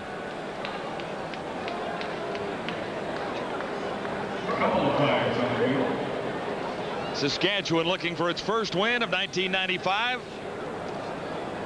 Outside Saskatchewan. Couple of penalties. Ray Yock was talking yesterday about way too many penalties for his Saskatchewan Roughriders. Well, they have over 11 a game, and that's pretty high. Double penalties there. Offside, Saskatchewan number 81 declined. Holding, Saskatchewan number 63. Repeat, 2nd down. Ray Yock watching this slip away a little bit. And Warren Jones is too. He's missed on 6 of his last 7 attempts. Shotgun, 2nd and a bunch. Jones over the middle, has Elgard this time, well short of the first down. Mitchell is in the vicinity, and so is Ray Bernard, number 95. And Rohan Marley wasn't far away either. 2:07 to go till halftime. Ottawa should end up with decent field position as a result of a defensive stand here, Leaf. Well, that's what they wanted. When they got the penalty, I mean, that put Ottawa in a terrific situation to keep Saskatchewan deep in their own end. And, you know, hey, ever since the middle of this quarter, this game has kind of shifted, and Warren Jones has lost the drive that he had early in the game with his offense. Matic standing back at his 1-yard line. He'll step across the 5 to left foot, a high kick. Horace Brooks near midfield. Not a bad return. He's near the 50. 7 yards after a 43-yard punt. You know, one of the schemes that Ottawa is going to use on defense tonight is, you know, every so often, you know, they're going to get Ed Mitchell locked up on Ray Elgard. And, you know, the point here is let it run. When Elgard comes downfield, you have to be physical with him. Watch this right here. As he plants, boom, the contact is created, and Elgard has no chance to get down farther to be in the territory to pick up a first down. So Mitchell, with the physical size, can do that to a Ray Elgard and still make the play. Other defensive backs get bumped off and can't stay with him. 3 receivers near side Ottawa on first down. Sean Moore standing in. It's almost picked out. Palmer had his hands on it. And there's a marker in the Saskatchewan backfield. Turner was the intended receiver. And another penalty. This one against Ottawa. They are slowing the game down tonight. 1:42 to halftime. Saskatchewan on top by 3. Holding, Ottawa number 33. Repeat, 1st down. Well, they got Jed Tommy that time.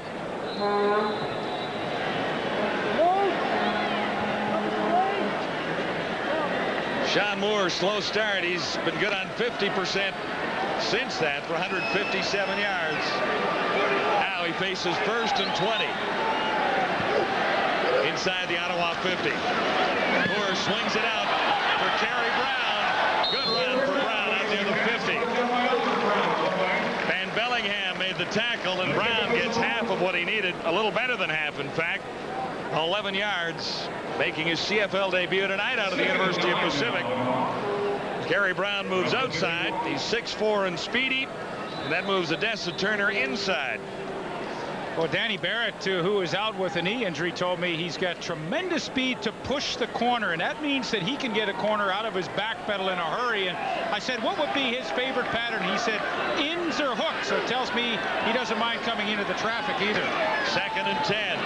Moore, far side. Christian Christensen, solid catch. Rasevich made the tackle. Great concentration by number 83, Jay Christensen, who might be shaken up.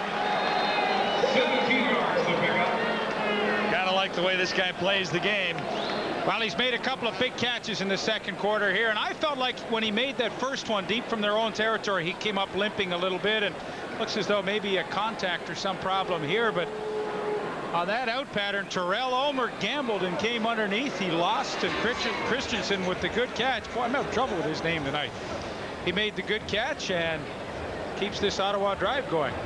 18-yard gain. Maybe we can catch what happened to Jay, who seems to be smiling a bit down there, so hopefully it's not too serious. Apparently just got poked in the eye on the tackle coming in right about there.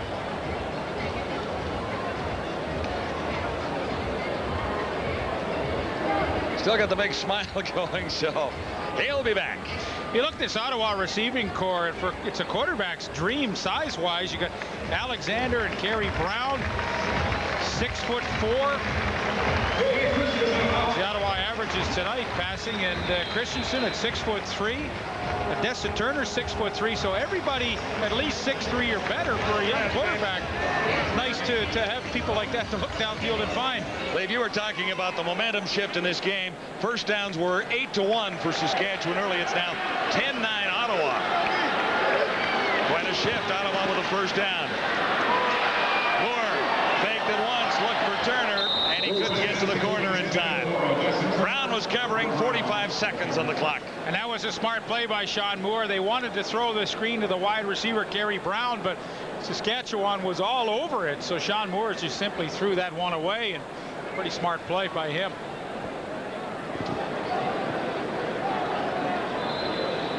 Ottawa sitting with a chance to head to the dressing room with the lead of the tie.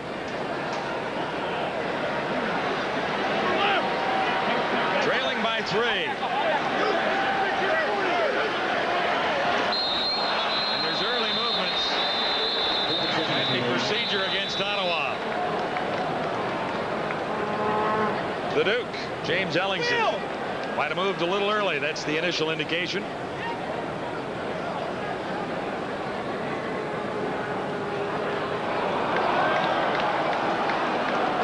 Now you wonder why these teams are 0-5 and 1-4.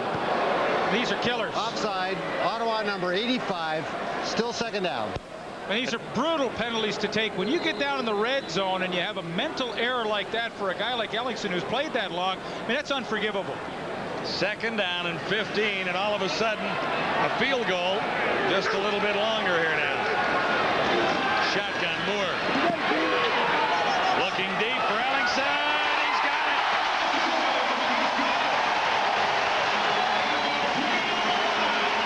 Laper Ellingson was just setting him up for the big play. Yeah, I'd like to think that you're right on that, John, but I'm not so sure. Sean Moore, what a difference it makes when you have time to throw. The throwback on the corner route to Ellingson. He gets in behind Dale Joseph, makes the good adjustment to the football, and certainly somewhat atones for that offside penalty he took. But that was a great adjustment to the football while it was in the air. But when you give Sean Moore protection, he's been able to complete some passes.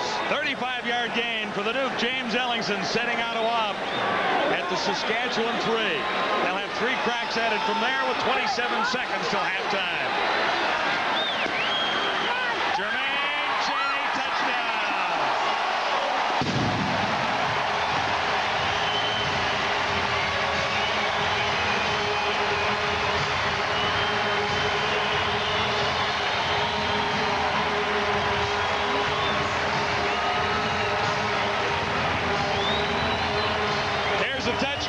Cheney in his first CFL start. Pretty solid lead block by Jed Tommy at the point of attack. A little bit of holding, but he got away with it. You always wonder with the running back, does he have that burst once he takes it up off tackle and then to get to the outside? Jermaine Cheney showed that he does and was able to get into the end zone. Ottawa on top for the first time tonight.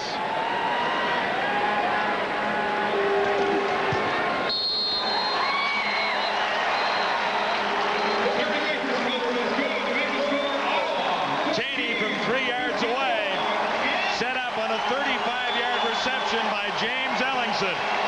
And the Roughriders have been solid in the second quarter since falling behind to Saskatchewan 10-0. Well, you know, John, I talked about the lead block of Jed Tommy. Here he is right here. And now watch what happens as he comes in to Tim Edwards right here. Edwards will go to the outside. Now, hey, Ottawa really got away with one. For all the penalties that have been called tonight, how you missed this one. Watch, Edwards is going to make the play. Is he? Yeah, I got him. No, you don't. The hook got you, Tim Edwards, and you're on the ground, and Cheney gets the touchdown. But my, oh my, it's just amazing to me how, you know, you can have a half where 20-odd penalties are called, and then at the point of attack, you don't see that one. And on a critical play like that, and Jed Tommy, touchdown play. I'll guarantee you, Jed Tommy's over in the bench saying, boy, did I get away with one there. Ottawa has stormed back with back-to-back touchdowns to take the lead on Saskatchewan. Aaron Ruffin. Nice return going for number 33. Aaron Ruffin inside the 45. He's to the 40 and out of gas. 6 seconds till the half. Karate made the tackle. Ruffin made a big play here. The scoring drive, 6 plays, 59 yards in a minute 28. Now Saskatchewan, with 6 seconds to go till halftime, has an opportunity to get back within 1. You want to see it again? Well, I do. You know, Albert Brown used to be their best kickoff returner, but Aaron Ruffin, since he arrived on the scene's taken over that job because of plays like this. You know, just when all of a sudden you've lost control of a game and you need a big play, he delivers it on special teams. And with Saskatchewan trailing by 4 and just 6 seconds on the clock, he's given his team a chance to score. Here's Ridgway into the game with a chance to narrow the advantage for Ottawa to 1 point. Kerry Brown shaken up, chasing Ruffin. He finally got back to make the tackle. Well, you look at what these teams did in 1994. Saskatchewan owned their Eastern Roughriders, beat them 35-19 and again 46-29. In fact, I think they've won the last 4 meetings between these two clubs. They'll meet again within 19 days, that at Taylor Field in Regina. And I think both teams like that. Yeah. Ruffin gasping for a little air on the sidelines. Meantime, that's the newcomer Kerry Brown looking for a little air on the field. See how he got hurt here. I don't know. That's a strange one. Although, I mean, I've seen guys that it looks like nobody even touched them and they go down with knee injuries of some sort. I think Kerry Brown is okay.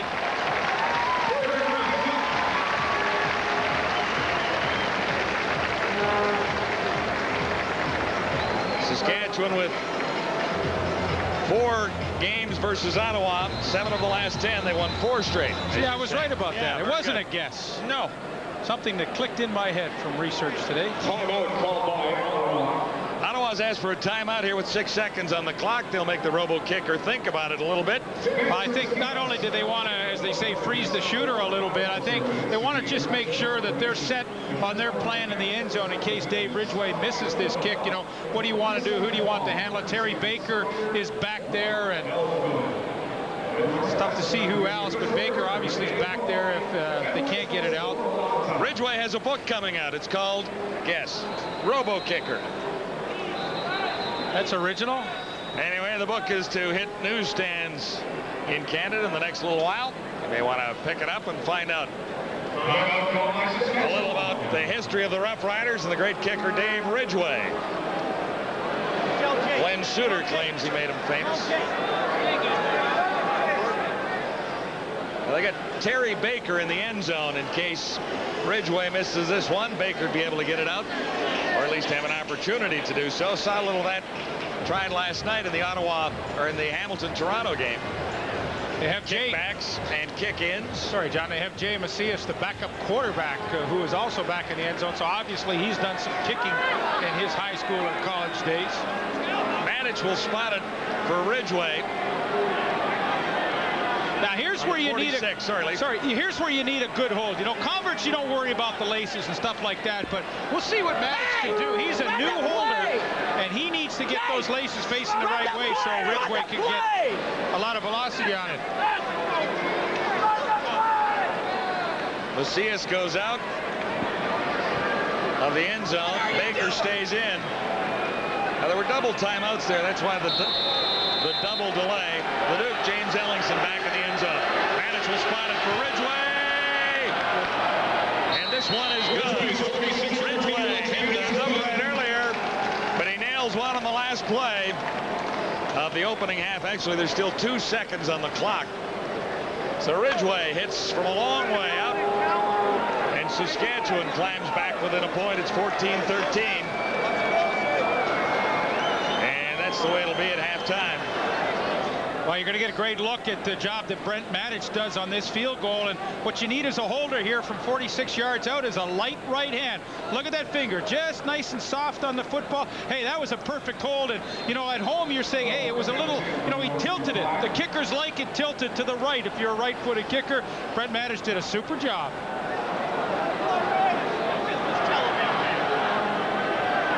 Ottawa will run out the clock. That is the opening half at Frank Clair Stadium tonight. All Saskatchewan in the first quarter. Mostly the Ottawa Roughriders in the second. A 1-point game as Sean Moore and the Ottawa Roughriders head to the dressing room, and we head back to the McDonald's halftime reports. McDonald's Halftime, presented by your local McDonald's restaurant. Here's Darren Detition. Welcome to McDonald's Halftime. This past week, the Canadian Football League's Board of Governors gathered in Toronto. It was basic housekeeping on the league's part, as no major policy changes took place, although a couple of interesting ideas were brought up by some of the Southern owners. Most notably by Jim Spiros of the Stallions. He believes the CFL should consider starting the season at a later date, thus not having to compete with the summer months, shooting for a December Grey Cup, which raises a whole host of questions. Imagine Taylor Field in December. Also the league name. He wants to drop the CFL because it is now truly a North American league, making it more identifiable for the fans south of the border. These suggestions and ideas will be tabled and fully discussed at the next Board of Governors meetings. Now, tomorrow, we will take you to Shreveport as the new-look Winnipeg Blue Bombers are in town. With Sammy Garza gone, the offense now falls upon Reggie Slack's shoulders, while Billy Joe Tolliver returns to the starting lineup for the Pirates now that Mike Johnson's out for the season with a broken leg. Shreveport also gets a huge boost defensively after breaking his arm the first week in June. Greg Stuhlman returns to the team. Hey, I tell you, I feel like a rookie all over again. I'm so eager to play. It's been a long 6 weeks for me. Well, 8 weeks actually that I've been out, so I'm very eager to get back in there and get going. We haven't had him in some time, and Greg's a good, solid football player, and he's, you know, he knows what he's doing out here, and also is a good leader, and we're just, you know, we've been kind of playing it by ear to see whether we thought he was ready to play or not. And I think he's ready to play. Which loss was the worst loss, do you think? I tell you, all of them are tough, but, you know, it's probably the Winnipeg loss up there because that's a game that we definitely should have won. I mean, we won the fight, but we lost the game. So I would have to say that that one probably was the worst one to lose. It hurt. We were riding on a low point at that time. You know, we were looking for some scapegoats to really beat up on, and we thought it was going to be Winnipeg, and they just surprised us and, you know, turned it around on us. So I guess you can't say that did hurt a little bit more than the other ones, but, you know, about like that. I think frustration's a good word. You know, anytime you're 1-5, you can't feel real good about it. But we're going to continue to work, and we're going to turn this thing around. Also tomorrow, the Memphis Mad Dogs are in San Antonio. Damon Allen, who was injured against the Ticats last week, will start. But the real quarterbacking story in San Antonio belongs to 45-year-old Joe Ferguson, the former Bill who played for Coach Kay Stevenson in Buffalo, is backing up Jimmy Kemp tomorrow. As for David Archer, he is expected to bounce back from his hamstring pull and play next week. Sticking with our quarterback theme, Tracy Ham was slightly injured on Wednesday against the Edmonton Eskimos as he sprained his ankle. Although he did return to the game, he should be able to start this Sunday in what might be the game of the season. You've got the 5-1 Baltimore Stallions. They are in Calgary to take on the perfect 5-0 Stamps. We'll have that game for you starting at 4:30 Eastern Time 2:30 local right here on the Sports Network. Okay, we're going to take a short break, but as we go, here's a look at last week's Players of the Week. Stay tuned. McDonald's Halftime will continue in a moment.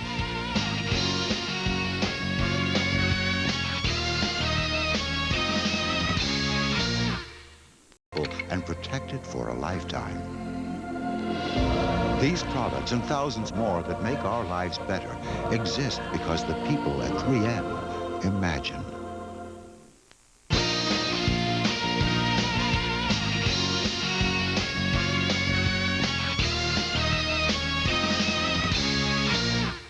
Welcome back to McDonald's Halftime. He is the CFL's all-time reception leader, as you saw. And when you think of the current Saskatchewan Roughriders, you think of Ray Elgard. But going into tonight's game, Elgard only had 186 yards in receptions, which in a nutshell explains the team's problems. Our Leif Pedersen had a chance to talk to him. Here's what they had to say.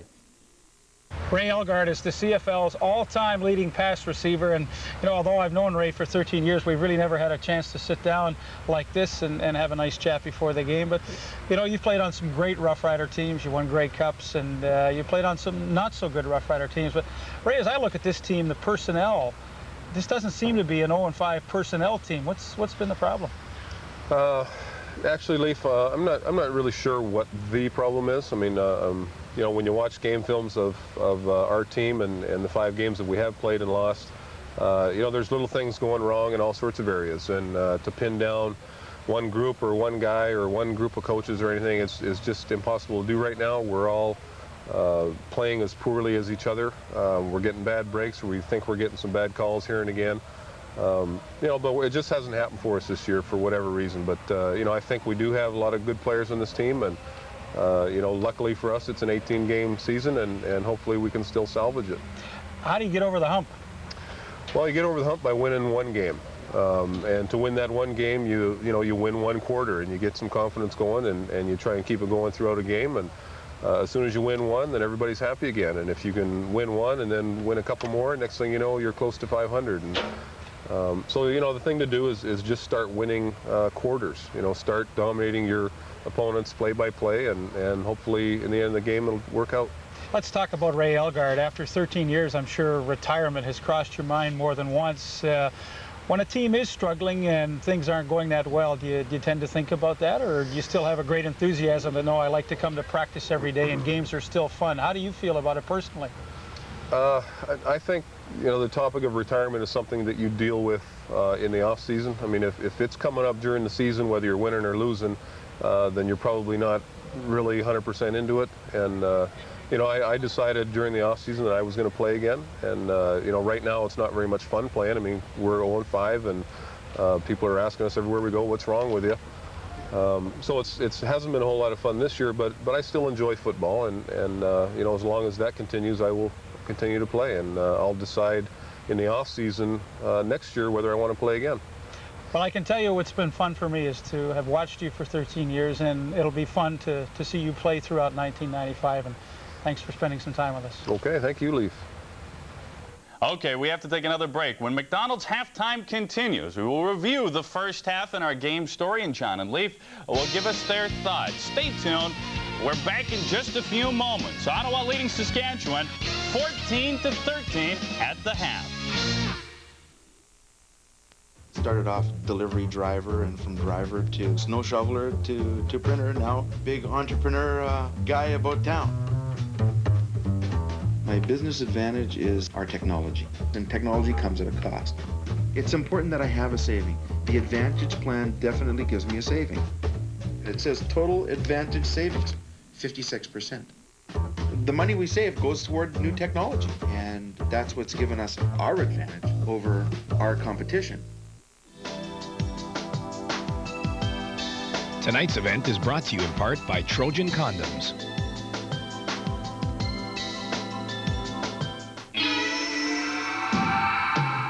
Summertime fun, need refreshment. Yeah! Summertime fun, need refreshment. Try delicious frozen concentrated iced tea from McCain. Refreshing, thirst-quenching beverage made with the essence of unique tea blends. McCain iced tea. Caffeine-free, no powdery taste. just the clean, fresh-tasting flavor of McCain iced tea. Caffeine-free, no powdery taste. McCain, great-tasting refreshment down to a T. Introducing the new Mercury Mystique. It has available all-speed traction control, a Micron air filter that removes dust and pollen, and the new 24-valve, fuel-efficient Duratec V6 engine. Yet, even though Mystique is equipped like a luxury car, it's priced thousands of dollars less. Because the last time we looked, money still didn't grow on trees. Drive the all-new Mercury Mystique. CFL Legends, brought to you by McDonald's. He passed for more yards than any quarterback in CFL history. More on Ron Lancaster in a moment. Class, this is called abstract art, which means everyone sees something different. John, what do you see? I see McDonald's Taste of the Month coaxing me to the Golden Arches. It's the McBacon Deluxe with 2 all-beef patties, lettuce, processed cheese, tomato, and the savory taste of bacon. But it's only for a limited time, so I should hurry. Anyone see anything different? No. That's what it is, all right. Let's eat.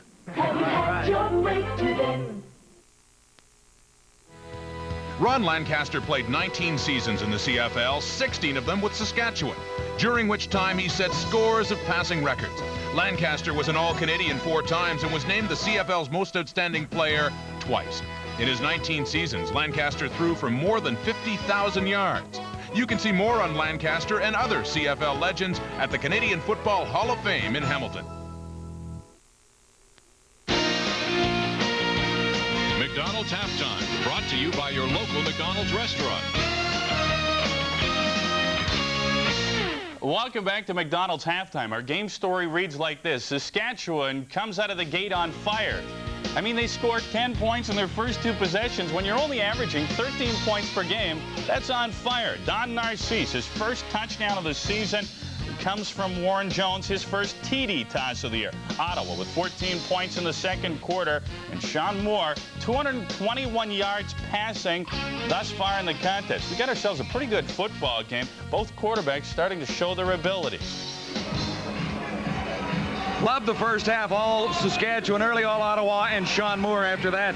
That really was. You know, Darren talked about his passing yardage, but you know, you look at Sean Moore, 2 of 5 in the first quarter, and then in the second quarter, 7 of 11 to get them back in the game. And the whole flow of the game, you remember halfway through the second quarter was like a wall went up.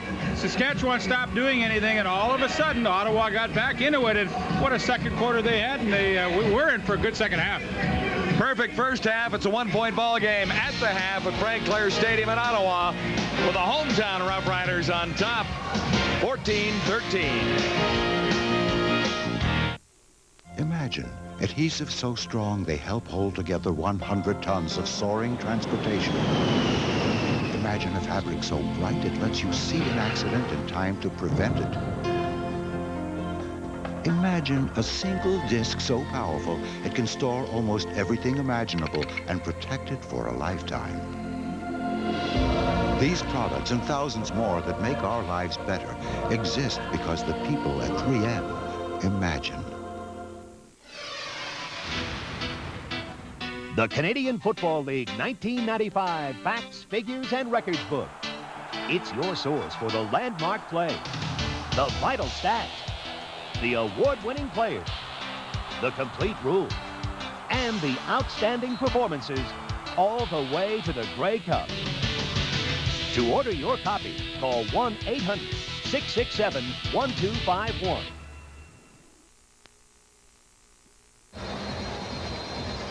Almost ready for the second half to begin between Saskatchewan and Ottawa. Western Roughriders had a 10-point lead. Ottawa took a 14-13 lead to the dressing room at halftime. Numbers there in passing for the Roughriders, a big difference for the Eastern Roughriders, I should say. 221 yards compared to 101. Sean Moore had big plays, 45, 35, 36, and 35-yard completions. And Ottawa on top by a point. 2 teams desperate for a victory. Ottawa and Saskatchewan at Frank Clair Stadium in Ottawa. Terry Baker set to kick it off. 2 deep for Saskatchewan. Albert Turner and Aaron Ruffin.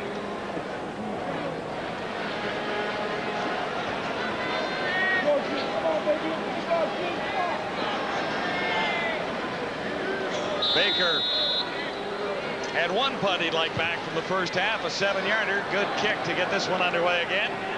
And this is Ruffin. Had a big return in the first half. This time he's limited near the 29. 17 yards in the return, stopped by Remy Trudel. Here are the numbers on the quarterbacks. Jones for 101 yards, 10 of 17. Sean Moore got hot. Second quarter, 9 of 16 for 221. And look at that. No interceptions on the board for either quarterback tonight.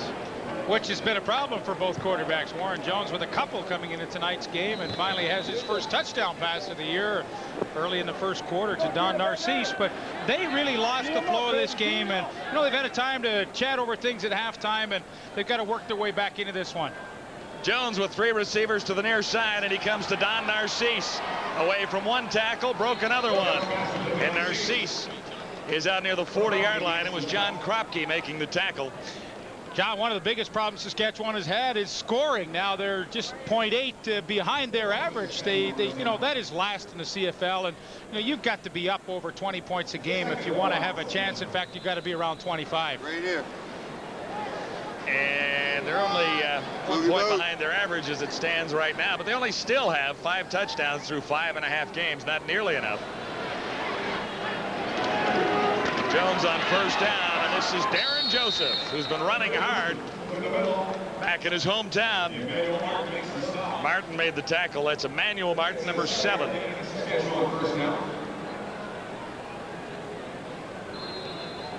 Well, Darren Joseph had his birthday yesterday, and he would like nothing better to come back to Ottawa, his hometown, with the Western Riders and sneak out a victory here tonight.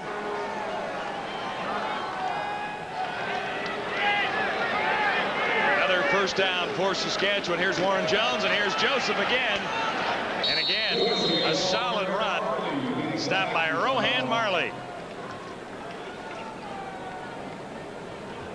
But Darren Joseph's got all the physical tools. He's 5'11", 210 pounds, very strong in the upper body. And you see a good burst to break that initial tackle. And well, when you're going to run between the tackles, more often than not, that's what you're going to have to do. To, you know, you can't just arm tackle a guy like Darren Joseph, and he has to let defenses know that they're going to have to wrap up if they want to stop him.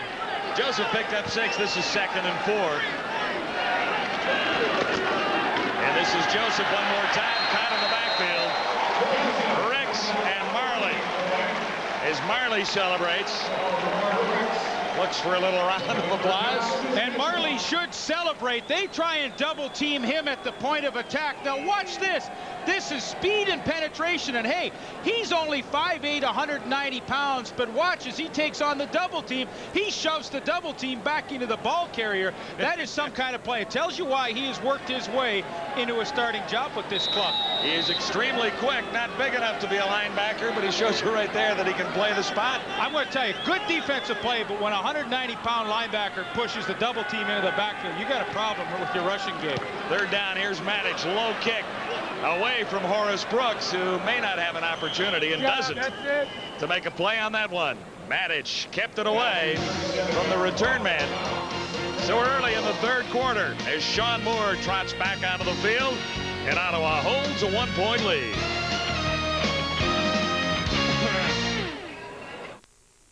Out on the ice, I don't score points for how my hair looks. But after the game, in front of the press, when the cameras are just inches away and millions of fans are watching, my hair has to look great, and great hair can't have flakes. No way. So I get rid of them with Head & Shoulders. It keeps my dandruff in check and my hair looking great. Hey, you can't hide under a helmet all the time. Head & Shoulders, every day. With great hair, can't have flakes. Spicy, crispy, curly, thrilling. McCain Super Spirals. We love what you've done to our fries. You've spiced them up, curled them up, and turned them all around. McCain has taken its famous super fries, dipped them in light-tasting batter, and surrounded them with bite after bite of spicy, crispy satisfaction. You've spiced them up, curled them up, and turned them all around. McCain Super Spirals. Whoa! We love what you've done to our fries. CFL Live, brought to you in part by The Keg, where good friends get together to enjoy great steaks and share some fun.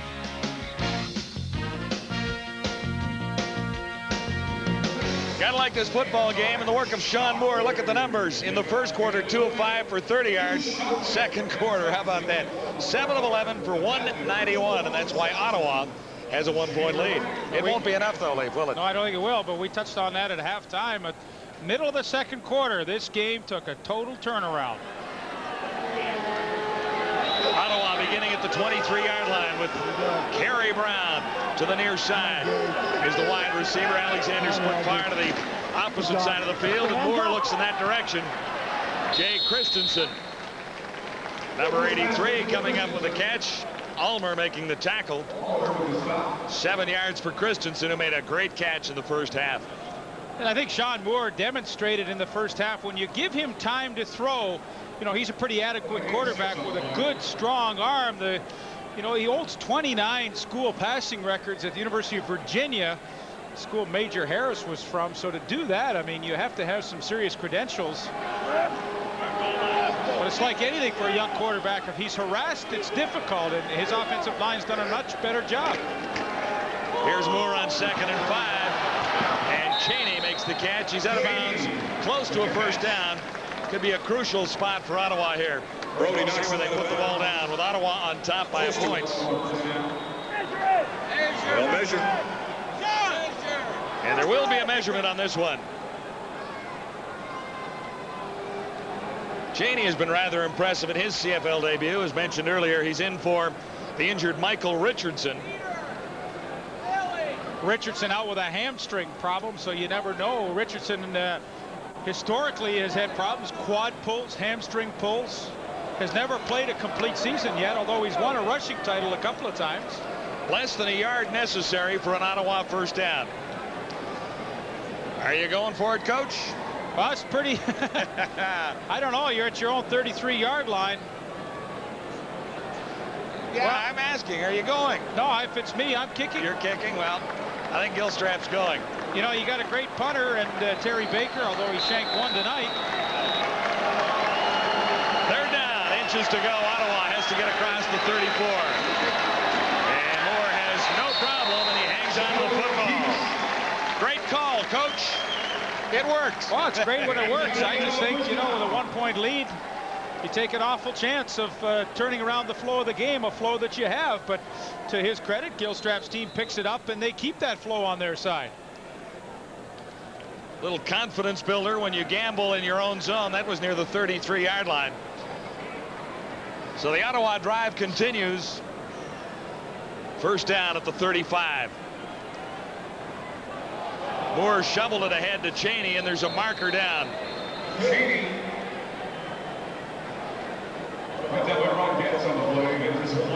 This marker really occurred after Cheney was down. I think Scott Douglas on the left side, the marker was thrown right at him.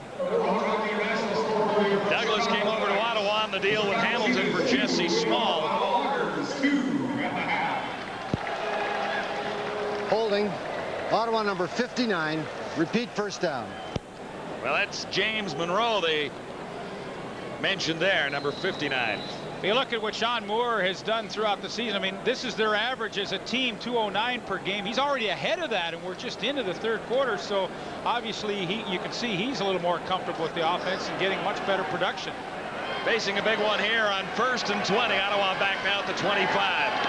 Moore shotgun, standing in, time to throw. Oh, Turner, and it's picked out by Van Bellingham. It was tipped. Turner couldn't make a play on it, and then Van Bellingham did. Interception, Saskatchewan. Tipped about 2 times before Dave Van Bellingham, who's been reborn with the Saskatchewan Roughriders, was released by Toronto. Looked like his career might be over, but 1, 2, 3 tips. And who's there but Van Bellingham? And in a young season, that is his 4th interception to give the Western Riders some terrific field position and a great scoring opportunity. My, oh my, decided he'd turn his career around. I didn't think he was going to play anymore, and all of a sudden, 4 picks in 6 games. Second turnover setting Saskatchewan up inside the 40. Jones on the run has Ray Elgard, and that'll be a first down Saskatchewan. Remy Trudel on the tackle on Elgard. Saskatchewan threatening to regain the lead, down by a point. Well, John, it's imperative that they take advantage of this turnover with some points. And Van Bellingham, there he is, number 17, with the important interception.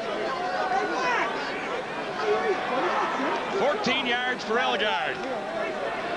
Saskatchewan set up at the Ottawa 21.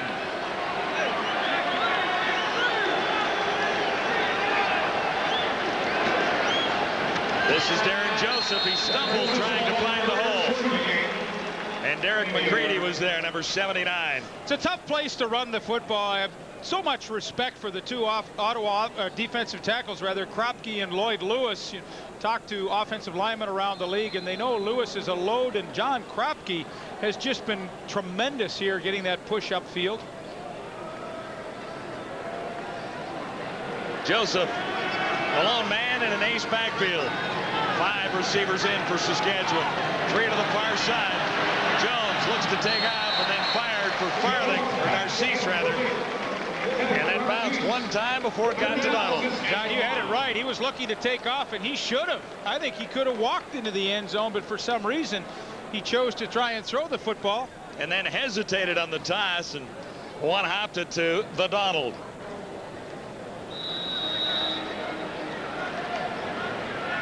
You know, Ray Yock told me tonight before the game, you know, I don't want Warren Jones to run all the time. That's what he's done in the past. I want him to be a quarterback first and then run. But I think that time maybe he made the wrong decision. Manage will spot it for Ridgway at the 27. And this one is good. So Dave Ridgway gives Saskatchewan the lead one more time. 3 points after the turnover. I think their holding problems are over. Saskatchewan on top by 2.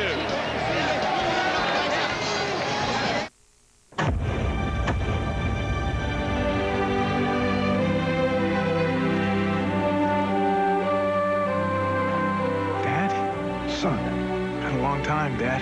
It's been a long trip, son. How about throwing me a cold one? Just like old times, huh, Dad? Just like the old days. This isn't a Pepsi. I know. I saved 9 cents. Unbelievable. Kid saved a lousy 9 cents. Make really bad pictures there, doesn't 5 minutes, Eva. Okay, you ready? You look great. Couldn't do without you, Lee. Especially after... That's what I'm here for, huh? A few weeks ago, I was getting Eva ready for her close-up when I noticed something. Dandruff. So I told her about Head & Shoulders. Regular shampoos just rinse flakes away so they can come back. Head & Shoulders helps prevent flakes from even forming. You see the difference? What, Mark? You look beautiful. Head & Shoulders, because great hair can't have flakes.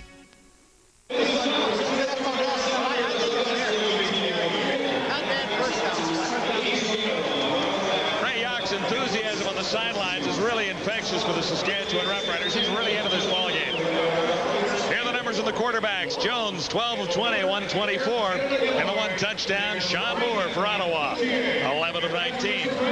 233, and Moore's going to get the ball back right away. It's a pretty good looking hat that young fella had on there, that Rough Rider hat.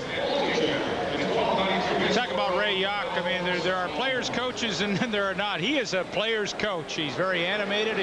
He's a good father figure to a lot of the young players, and I really like his style. Jermaine Cheney has it hot. He touched it.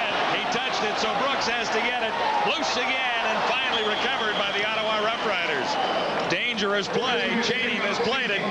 Brooks couldn't cover up, and now you see old Mose entered into this game again. They got the interception by Van Bellingham. They get 3 points out of it. Now a mistake by Cheney. They're pinned deep. And for Jim Gilstrap as a head coach, you know, I mean, there's nothing worse when you see these shifts in a game, and he can sense that there's a shift occurring right now. The Duke comes up with the fumble recovery at a very critical time for Ottawa.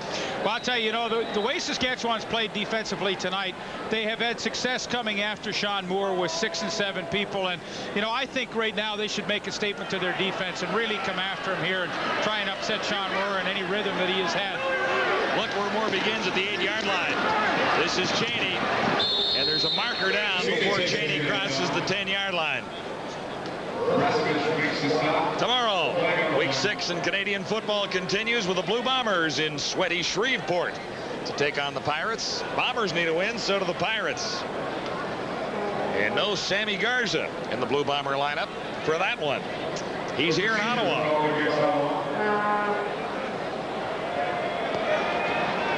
Procedure. Ottawa number 68. Repeat first down. Another costly penalty for the Roughriders. Scott Douglas does get caught for it that time. So it'll be 1st and 14 in Ottawa. Back to the 4-yard line now. Sean Moore faces a big task to get a first down here. This is Jermaine Cheney, and there's no running room that time. Edwards, number 93 on the tackle that time. Well, it's a fun place to play defense when you got an offense backed up, and obviously an offense that struggled throughout most of the season.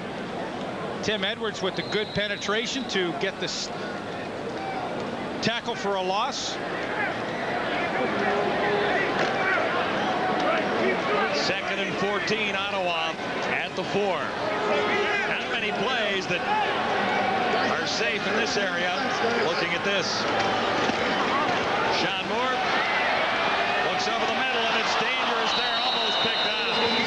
He was going for Christensen, and Rasevich had the opportunity to set up Saskatchewan deep in Ottawa territory. Yeah, and had Ron Getz not drilled his buddy Dan Rasevich, Rasevich would have had the easy interception. This is an awful pass trying to hit Christensen downfield, but look at this. This goes to only guys in white jerseys. Had they not had a team crunch right there, yeah, absolutely, they'd have had another interception. I think the Ottawa Roughriders are very lucky, and hey, Rasevich is telling the team doctor, Jack Alexander, I would have had it if silly old Ron Getz hadn't banged into me. Baker from his end zone, and Baker decides to give up a couple here. Running a little time off the clock. Safety touch credited to Saskatchewan. 18-14 now. Not many other options for the Ottawa Roughriders right there.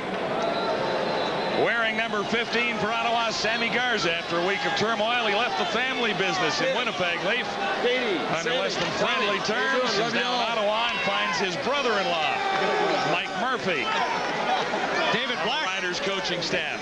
David Black, fine offensive guard, came over and with that trade. And see Ray Alexander to the left, much speculation. This was one of these 2-for-none deals with a player to be named later. The player to be named later was from the Ottawa Roughriders, and speculation is that it may be Ray Alexander. There's David Black. He just didn't get here in time. He only got in yesterday, so Bob Swift, their line coach, said, you know, we just didn't have time. Wouldn't have been fair to him to try and work him into the game. Black is a 3-time All-Canadian and 11 years CFL veteran. Yeah, there he is. Good trade for Ottawa. I mean, they need offensive linemen right now. Depending on who they have to send back and when. Yeah.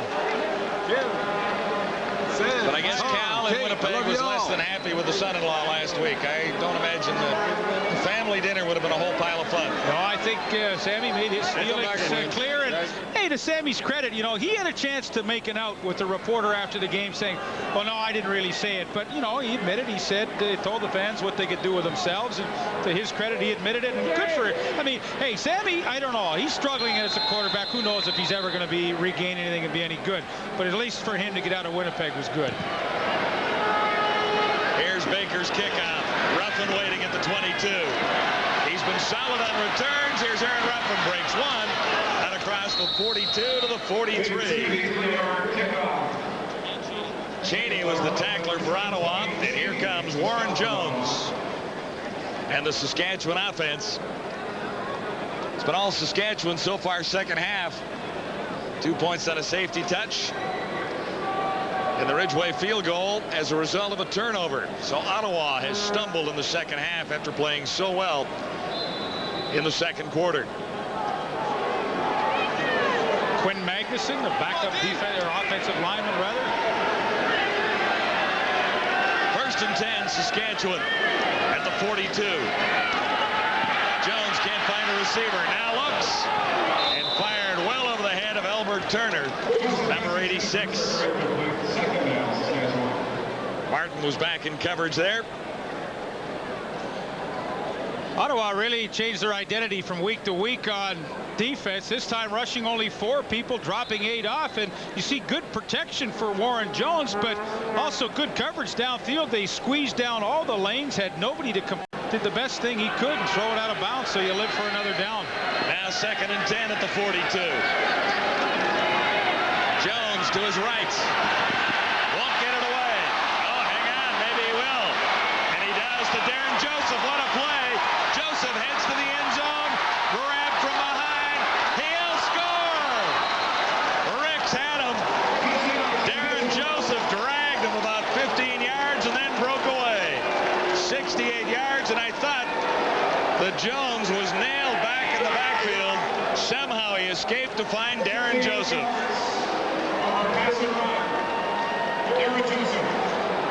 Watches Warren Jones move to his right. I mean, there's no substitute for a quarterback with mobility. There you see he gets away from 3 riders, and Joseph struggles to make the catch. Boy, did he ever. Finally does, and then what an effort to break the tackle of Ricks and score the touchdown. But you know, when you're on an awful losing streak, sometimes you just need a wacky play like that. I mean, that's a broken play, totally impromptu, but you need something like that to turn your season around. Yeah, he deserved substantial yardage on that, but not necessarily a touchdown.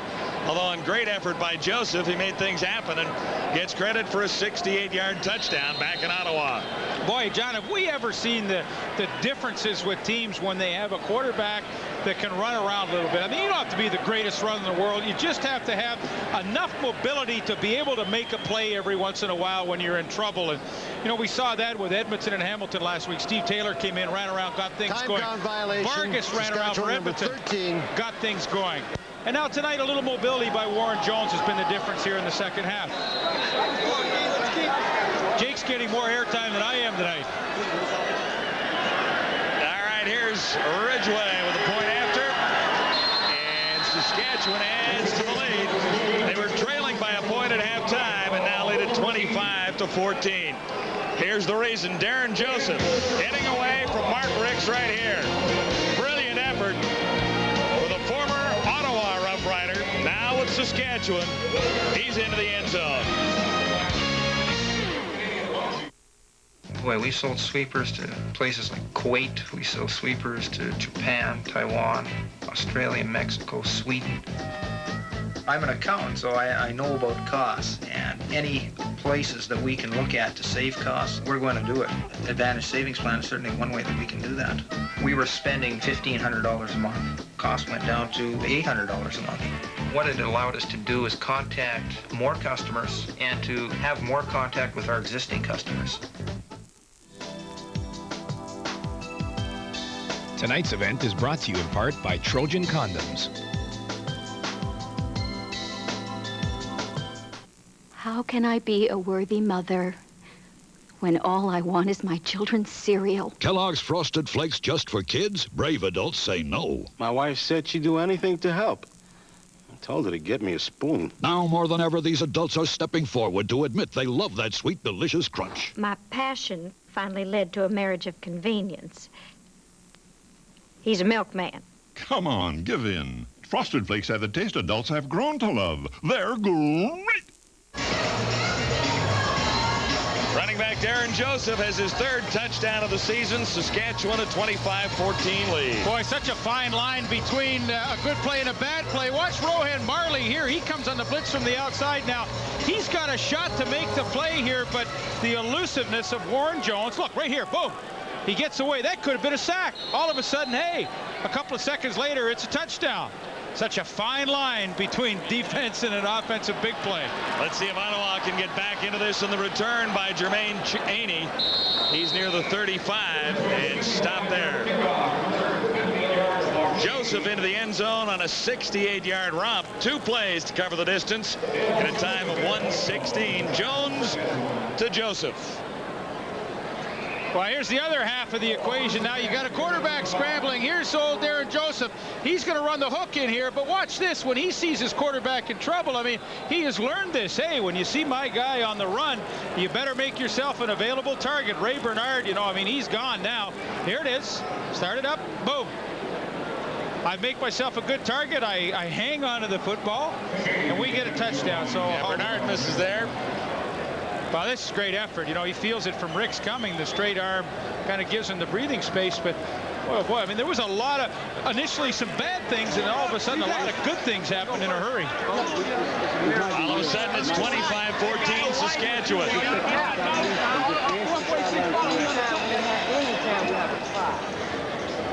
That's Cheney being attended to by the Ottawa medical staff, playing his first game in the Canadian Football League. Well, this game changed, you know, here's 3 plays in the second half have been the whole half. You got the Van Bellingham interception, 3 points on the field goal out of that. You got Cheney, who can't handle a kickoff. You're backed up. Now you got to give up a safety, and now you get a broken play touchdown against you. 3 plays, and now all of a sudden Ottawa's in big trouble down by 11. Yeah, that's 12 points. And this happened in a hurry. You're talking like 6 minutes. Sean Moore, 11 of 22, 33. He had the hot hand second quarter. He's been cold here in the third.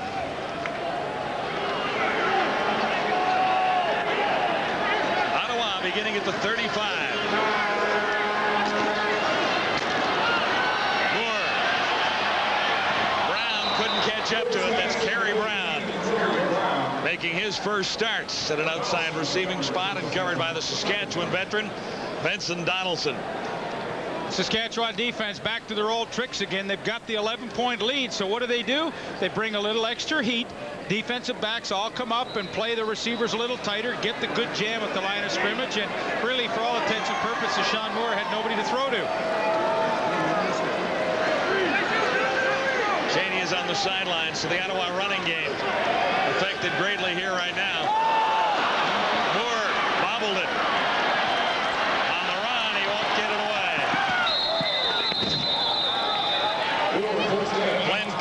Former Ottawa Roughrider, now on the nose in Saskatchewan, forced Sean Moore out.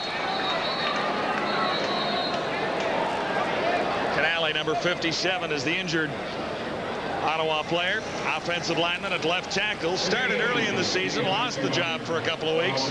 Well, they lost it because they thought Chris Burns, who came over in a trade from Saskatchewan, could do the job, but he failed miserably in the 2 games that he started. So Chris Kennelly was back in tonight, and Burns was backing up.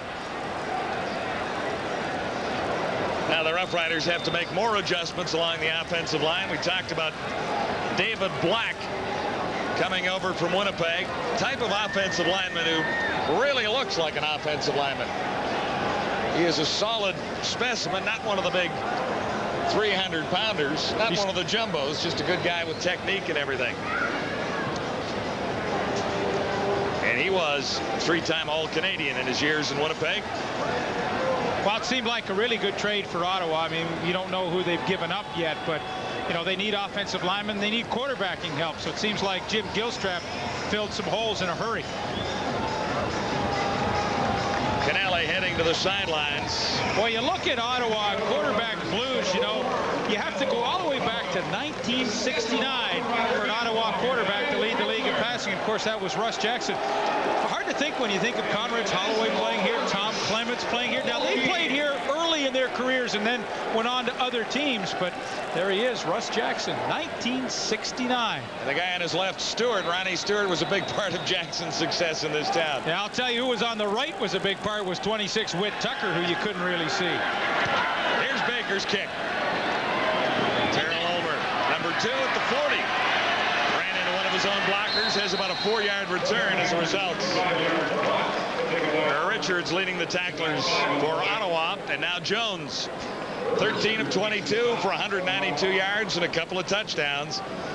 leading the Saskatchewan offense back onto the field. You know, it's funny, John. Warren and I did a little interview together for Sports Desk earlier tonight. One of the questions I asked him, you know, there's obviously no clear-cut #1 QB in Regina.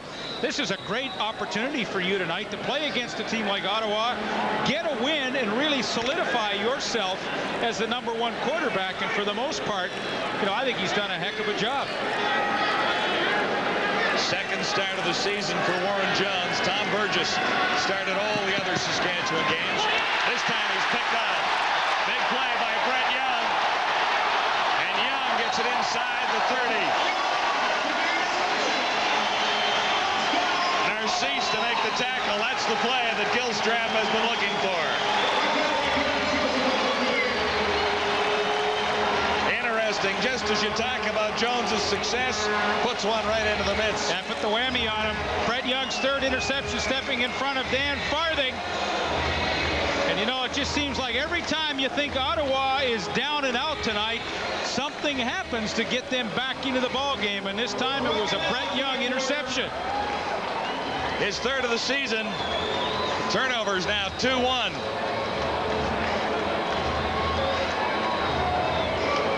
Ottawa with great field position here and lots of time to go in the football game. They're down 25-14, the Eastern Roughriders. They have a chance to get right back in it here. Set up at the Saskatchewan 28. Sean Moore has time. And no one was home. Boy, you look at Brett Young, third interception of the year, and you know, this is what happens when defensive backs study films. He's covering Dan Farthing right here. Farthing wants to come down and run the hook, but watch the position. Young's inside him, and when he makes the break on the football, he has the much better position, but he's obviously noticed something that Farthing does watching films, and look at that. Hey, that's no contest. What a defensive play, but I'll guarantee you it's something that Brett Young has seen in the films that tipped him off where Farthing was going. Second and 10, Ottawa.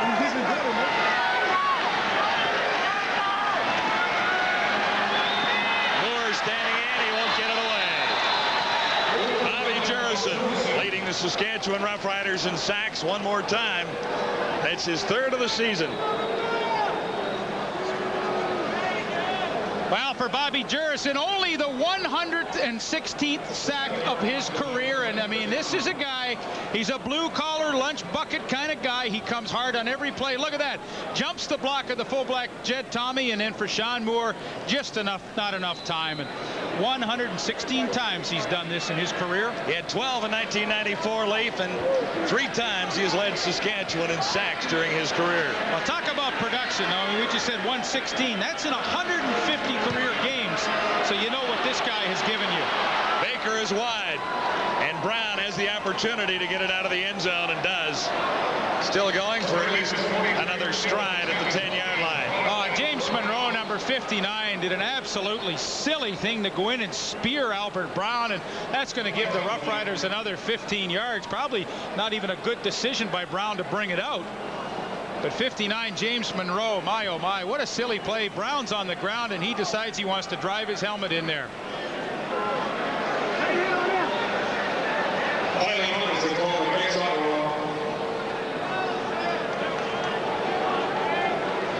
Well, here's James Monroe, and I mean, hey, Brown goes down. Watch the helmet. This is what the officials look for. I mean, this is late to begin with, but watch the helmet. Hey, I tell you what, I hate to see that, because I mean you really hurt a guy. That's when you use the helmet as a weapon, and that's not what it's supposed to be used for. Saskatchewan with 3 receivers to the near side, including Donald Narcisse. This is Darren Joseph out to the 31 and stopped by Rohan Marley.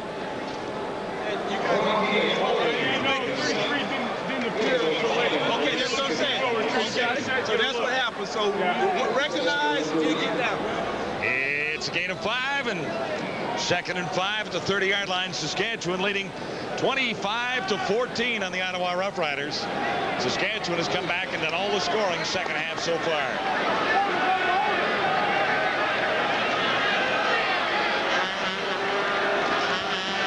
Little play action for Jones. He takes out himself. He'll have the first down. Ray Bernard forced him to the ground with 1:59 to go, third quarter. First down, Saskatchewan.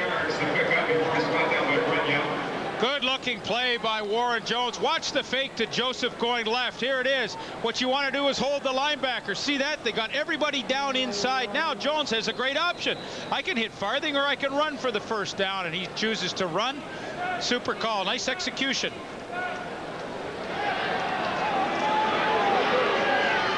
Closing in on a little bit of rushing totals. And Joseph and Jones have done it all. First down. The intended receiver. Martin had a chance with the interception. I think he got a little too anxious there. It was a floater intended for Farthing.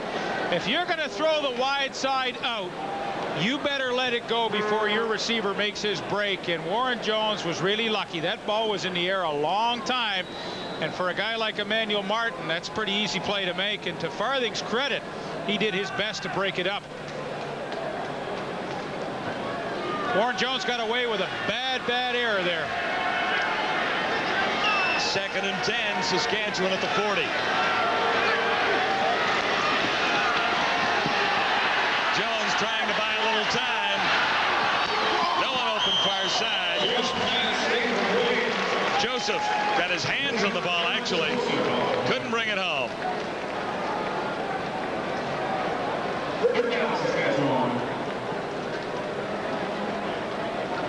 53 seconds to go, third quarter. Ray Yock and his Roughriders on top. Here's Matic standing back there as 25.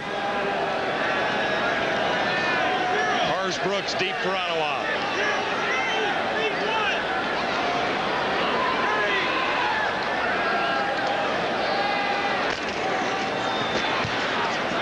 High kick. Brooks chased back to the 22. And solid coverage by the Saskatchewan special teams. 48-yard punts, 3-yard return. Well, Wellesley, there's been a lot of players in this game tonight that have traded places over the years. And I guess the good thing is they never have to worry about who they play for. I play for the Roughriders. And always have. Well, a few in there have been around a little more, like Tom Burgess, but Getz has always been a Roughrider, so has Darren Joseph. And the other way, Baker began his career in Saskatchewan. Ray Bernard had an outstanding couple of seasons as a middle linebacker there. The Duke's been in Ottawa for a few years. Chris Burns has been here about 4 games.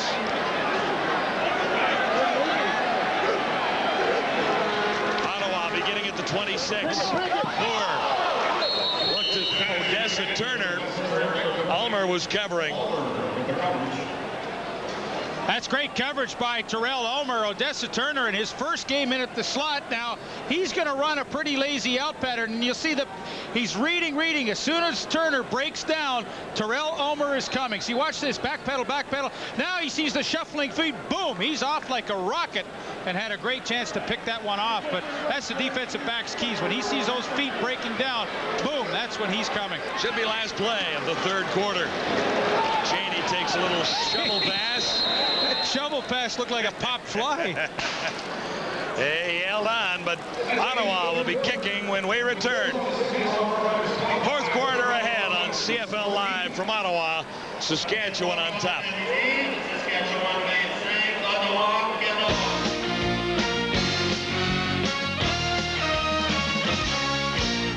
Welcome back to CFL Control. Not only do we give you the football, we take you elsewhere in the world of sports, including Major League Baseball. Darryl Strawberry making his debut for the New York Yankees tonight. The Yankees currently playing against the Tigers.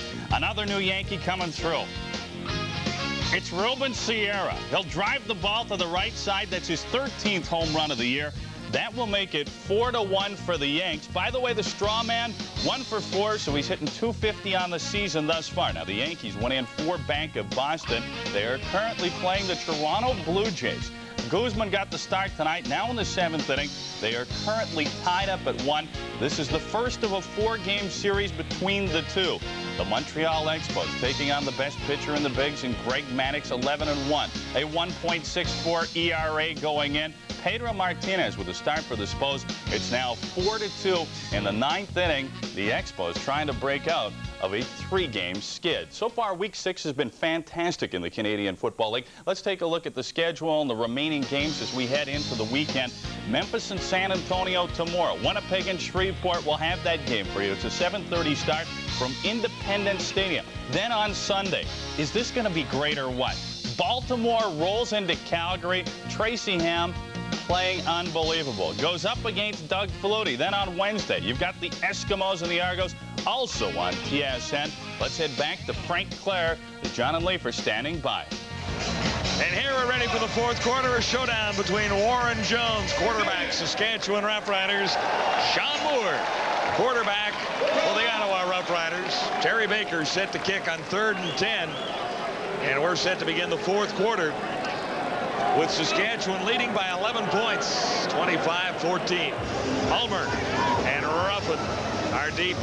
Ray Yock has been busy on the sidelines, encouraging his Roughriders and trying to get that first win of 1995 under his belt. Saskatchewan played well in the opening quarter, Leaf, and again in the third quarter. Well, they took advantage of some Ottawa Rough Rider mistakes to turn them not only into points, but good field position, and they dominated that third quarter. Ulmer breaks a couple of tackles and takes off. Terrell Ulmer, one man to beat, it's Baker, and then cut from behind as Baker slowed him down. And Dan Murphy ran him down. Almost 39-yard return, 37-yard punts. Numbers so far favoring the Rough Riders in yards passing and Saskatchewan in net yards. You know, the time of possession, too. I mean, I didn't think really was a factor in the first half, although Saskatchewan enjoyed an advantage, but it really told a story in the third quarter because they had the ball much more than Ottawa did and had by far the better opportunities, and a huge reason why they're ahead by 11 as we start the fourth. Great opportunity here, set up at the 27-yard line. Saskatchewan first down as Jones goes to work. Over the middle, solid catch by Turner. Albert Turner, number 86, and Rohan Marley had to come over and make the tackle. That's a great catch by Albert Turner, and this is his opportunity to showcase what he can do. Larry Thompson is sitting down tonight so they can get a handle on what Turner's abilities would be in a live game situation, and he took that away from Brett Young. That's a spectacular catch. Another first down. Saskatchewan set up at the Ottawa 12. Jones with a chance to bury them here. Catch made, but he's out of bounds. Don Narcisse held on, but the official right on the spot, Leaf, said, "You're out of here." Yeah, I think it was a good call. Most difficult vantage point for us to see, but it certainly looked like his feet were out of bounds when he came down. And when you don't argue, yeah, chances are they were right. Nice adjustment to the football, however, to go up over the top of Ricks to make the catch, but no question. Both feet on the whites. On the whites. In the end zone there on the tape, as it were. 2nd and 10, Saskatchewan at the Ottawa 12. Jones, a little play action, looking to the end zone. Has time. Now it's running a little short and is nailed by Lloyd Lewis. 5th sack of the year for Lloyd Lewis. Opportune moments.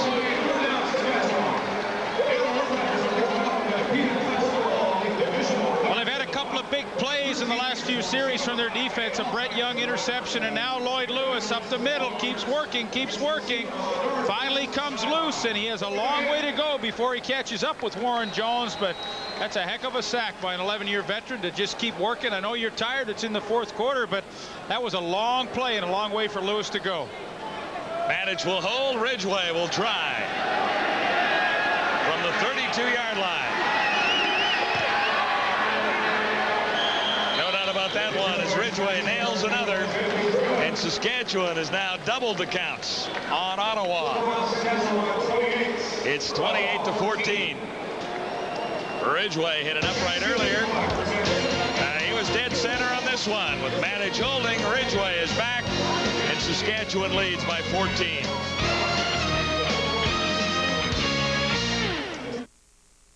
Recently, Subway asked us, Bucky and Vinny, to review their turkey and bacon deluxe. So we decided to do a little research. This is where turkey is. Where's the bacon?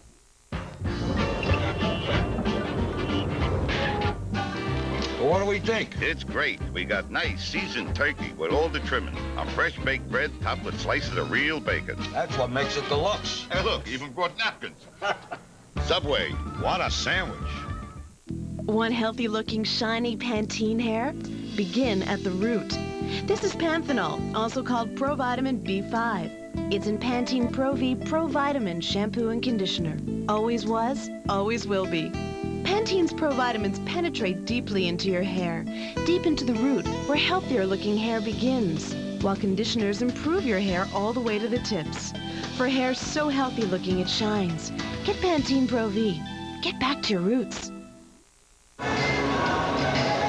Saskatchewan solid in the opening quarter and again in the third quarter for a 28-14 lead on Ottawa as we head to the final 12 minutes of the football evening here with a new quarterback. We talked about how well Sean Moore played in the second quarter. Now Jay Macias is in for Ottawa. He's out of Wisconsin, and he's a raw rookie to the Canadian Football League and wasn't a starter in his college years most of the way. Shotgun for Macias on first down Ottawa. And his first pass is intercepted, picked off by Dale Joseph, who's forced out. Turner was the intended receiver, and Dale Joseph has his second interception of the season. Short stay on the field for Jay Macias. Boy, it's tough to find quarterbacks in professional football these days, Leaf. That's a bad throw. You know, they probably have not worked a lot together, especially since Turner just moved into the slot. But Dale Joseph, to his credit, was right there with the pick. And, you know, things just have totally deteriorated here for Ottawa in the second half. Well, you're right about that. And I think evidence of that is the fact Kay Stevenson signed Joe Ferguson. I mean, there's nobody available, so he brings back an antique to try and help his team. Antique is a nice way to put it.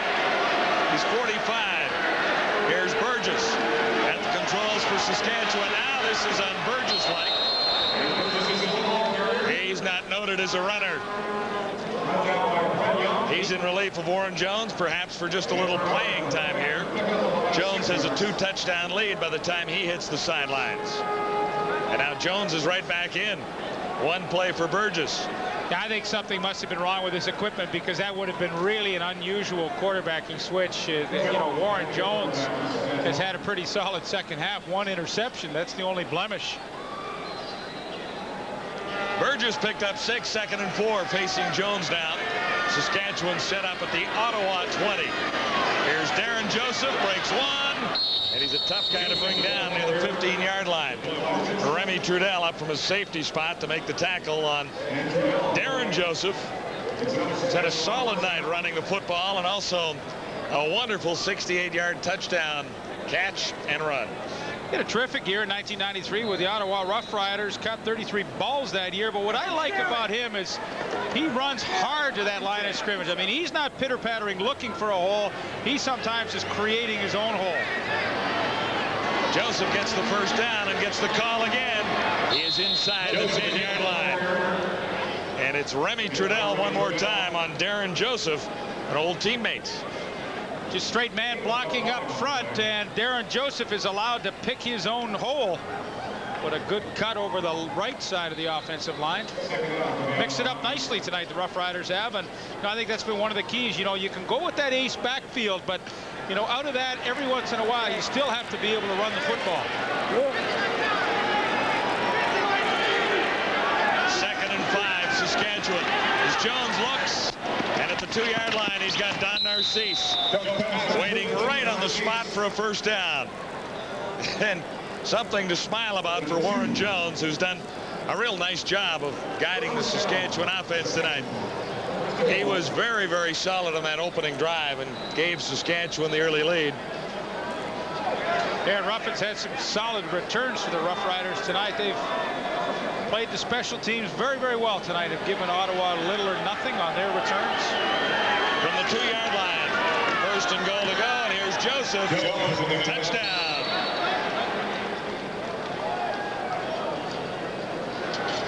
of waved that off, but one official did signal touchdown down there on the goal line.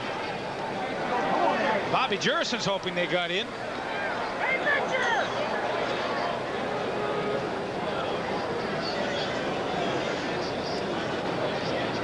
Well, they're spotting it at the 1. The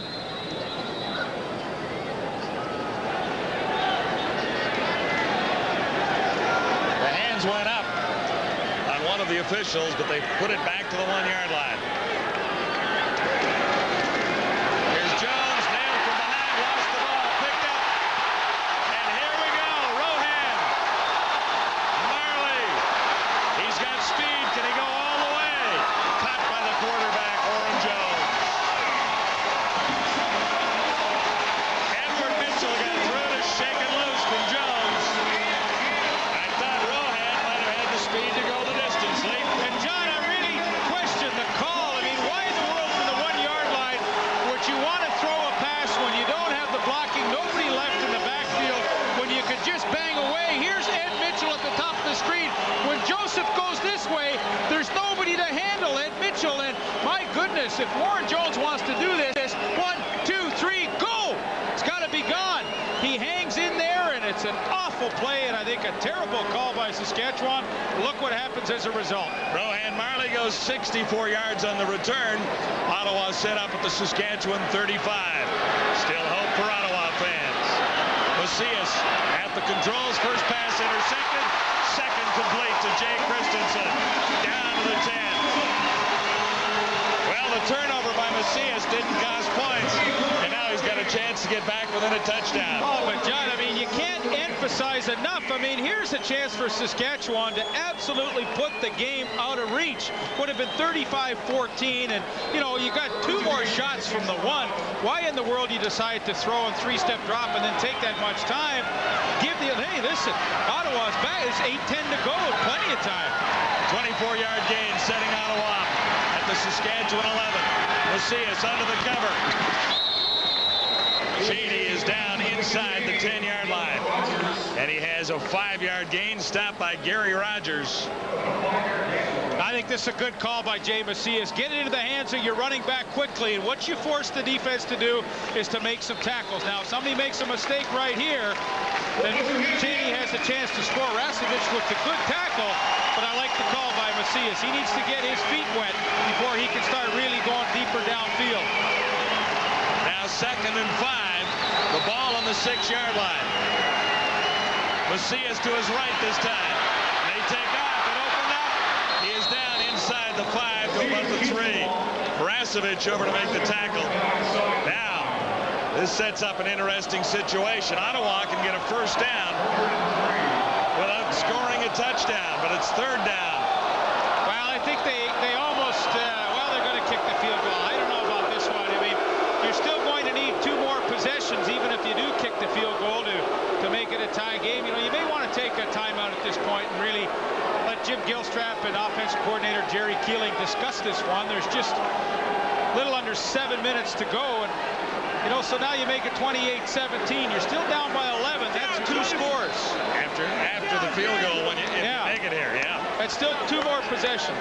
Now, how about a fake? Edmonton pulled that against Well, I think Hamilton if you're going to fake, I'd rather gamble on 3rd down with your offense. Yeah, you need 2 yards for a first down. Here's Baker. Oh, bad snap, but he got it away. Yeah, listen, the crowd doesn't like this one, and you know, I have to agree with them. I'm not so sure about the call either. Well, we'll see if it pans out for Jim Gilstrap, the head coach of the Ottawa Roughriders, now trailing 28-17.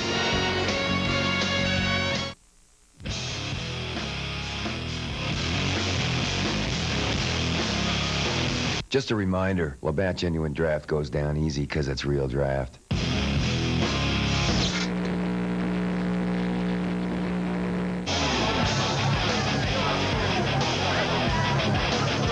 Just a reminder, Labatt Genuine Draft goes down easy because it's real draft. Gravity.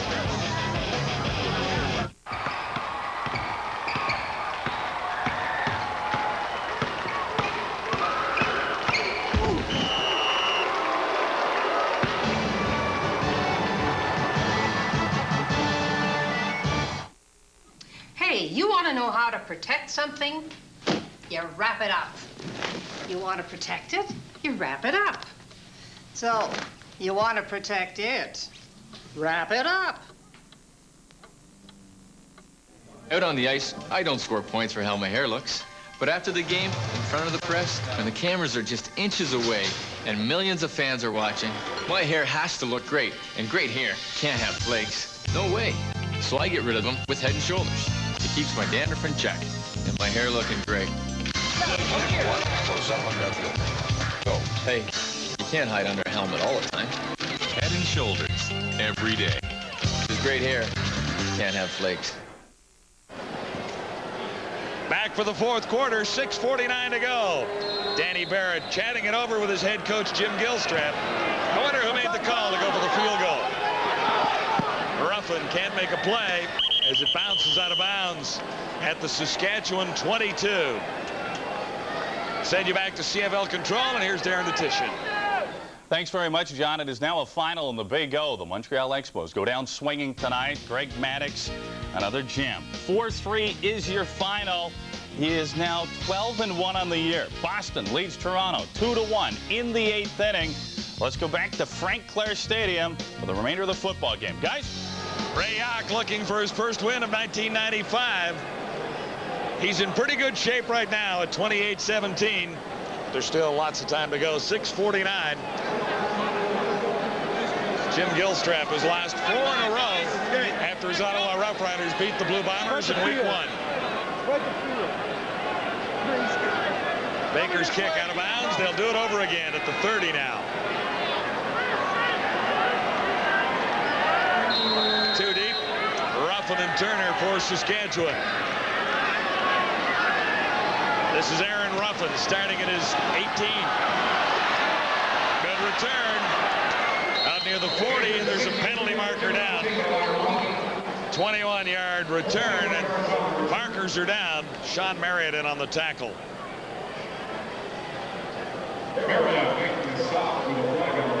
And penalty going against Ottawa. The initial indication, face masking from Jake Ireland. And Marriott is the injured Ottawa Rough Rider. Major foul, face mask, Ottawa number 91, first down. And that's Marriott. Out of St. Mary's in his rookie season. Gets the penalty against him, and he's hurt. It's a tough penalty for Ottawa. Sean Marriott, you're going to see him just at the bottom of your screen right there. And hey, as he's running by Dan Farthing, watch, he puts his hand up in Farthing's face to try and get him off the block. And hey, that's what they call I don't know. My oh my, they're wasn't a lot of flagrant, was it? They're throwing a lot of hankies tonight. Saskatchewan has had a horrible time with penalties all season long. 8 tonight for 39 yards. Ottawa has taken 90 yards so far this evening.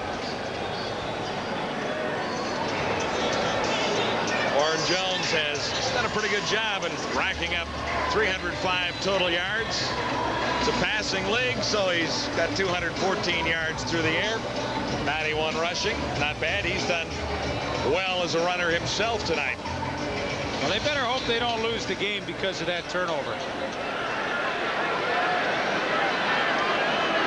Near midfield, Saskatchewan first down.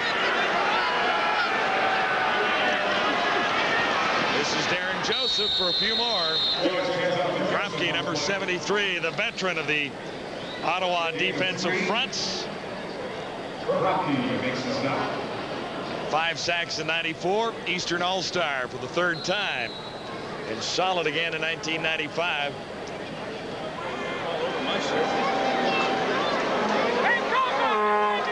Bryant Robinson with the patch over the nose. It gives you superhuman powers, that new patch. Oh, you're fast, and you get great oxygen. Joseph again on 2nd and 7, and we'll see where they spot the ball. Again, it's John Kropke, number 73. That's pretty interesting right here. Saskatchewan deciding to attack what I think is the strength of the front 7 of the Ottawa Rough Riders. John Kropke, Lloyd Lewis, and Ray Bernard, the middle linebacker, and they came up a buck short here. And going to have to give up the football. Bernard, a free agent from Saskatchewan, en route to Ottawa this year. Talk about a guy who's worked hard at his profession. You know, he came in as an awfully raw linebacker from Bishops, but has been willing to work hard, study films, work on his conditioning, his physical strength, and has become a real presence at linebacker in this league. Yeah, he had a starting job in his rookie season in Saskatchewan, by the tail end of it at least.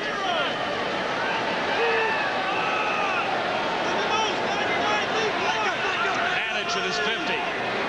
5:26 to go, fourth quarter. This is Horace Brooks taking it on the run, but there was nowhere to go.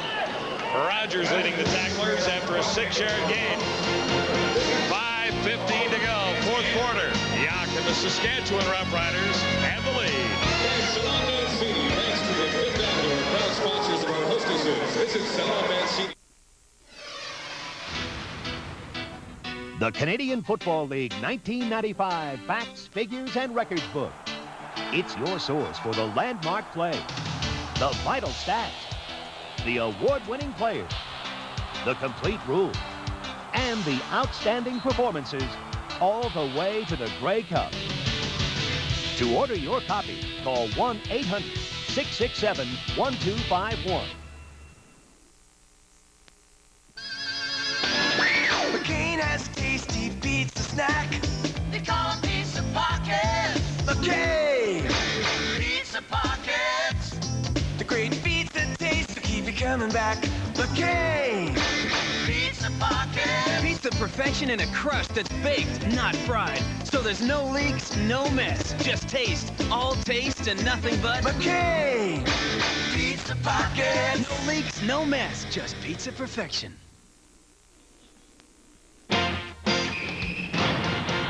Tomorrow, we will take you to Shreveport. The Winnipeg Blue Bombers are in town. They need the victory. The Pirates 1-5. They also need the win. It's Independence Stadium. We will have that game for you starting at 8 o'clock Eastern Time, 5 p.m. Pacific. Let's go back to Frank Clair. John and Leif. All right, Darren, and here, Saskatchewan has an 11-point lead on Ottawa. With 5:15 to go, fourth quarter. Still time for the Eastern Roughriders, but they really have to score quickly here now. Alexander flanks to the near side. Jay Macias is at the controls in relief of Sean Moore. And Ottawa begins at the 20. Heat on Macias, but he unloads. Alexander, what a catch. Alexander still standing. Markers are down, and Alexander up for an extra 7 yards. Yeah, John, there is a marker down, and this will be very interesting to see how they call this, because Alexander was pushing off on Albert Brown when he went up to make the catch. And hey, if I was going to speculate, oh my goodness. Albert Brown on the holding, but boy, Ray Alexander gave him a good shove. You know, it's interesting here. Holding. Saskatchewan number 4 declined. First down. Leif, when you watch these two guys walking away, they were both signaling that the other guy was the offender. Kind of tough to tell there. All I know is Ray Alexander made his second enormous catch of the ball game to give his team a chance. Alexander over 100 yards, setting Ottawa up with a first down inside the Saskatchewan 45. Macias on the run away from Jurison, and he shoveled it ahead for Jed Tommy, who wasn't expecting it. Looked like he was going to run, and Tommy was just as surprised as anybody in the ballpark that ball came to him. You know, this is no disrespect to Jed Tommy, but I really think it's the dilemma that the Canadian teams are facing right now. I mean, he's been out of football for 5 years, retired, and I mean, was not a starter when he retired. And all of a sudden, he's your starting fullback. I mean, you look at Baltimore with Pringle, Tui Palulu, and John Drummond. I mean, I think the Canadian teams at some point are at real disadvantage. 2nd and 10, markers down again as Macias goes to the sidelines. And he has Duke Ellingson.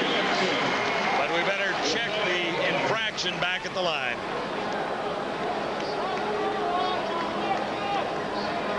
Procedure call. And that means it's against Ottawa.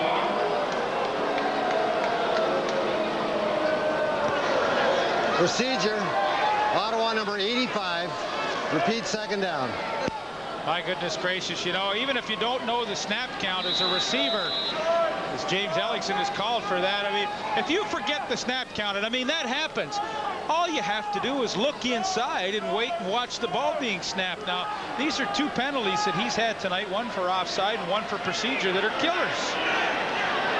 2nd and 15, Ottawa. Cheney makes the catch. He has the first down. The drive is alive. Forced out by Albert Brown. Jermaine Cheney, not a bad night in his CFL debut. 25 yards there, Leaf. And Ray Alexander did a nice job from his wide receiver spot. You'll see to the left of your screen Macias with the nice read. See, Alexander picked off Ron Getz, 47, who had Cheney in man-to-man coverage. And, you know, after they went out of bounds, Getz was complaining. Alexander down to the 10-yard line. And Brown on the tackle again. Ottawa not cooked yet, Leaf.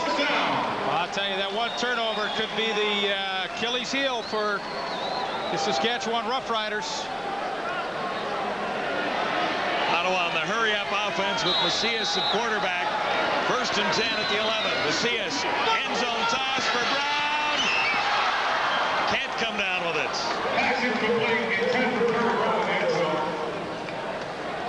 Pretty solid coverage by Vincent Donaldson. All the Saskatchewan Roughrider DBs are up and bump and run. There you see. Now, this is a pretty good throw by Macias to the outside, fading away to the sidelines. But look at the right arm of Donaldson. He was able to locate the football back over his shoulder and make the play. That's a heck of a play by the corner. 2nd and 10. Ottawa at the Saskatchewan 11. Macias has time. Almost picked off. Ellingson was the intended receiver, and Ulmer stepped in front. With 3 minutes to go in Ottawa, there's a timeout at Frank Clair Stadium. Saskatchewan leading 28-17. Still time for a big finish.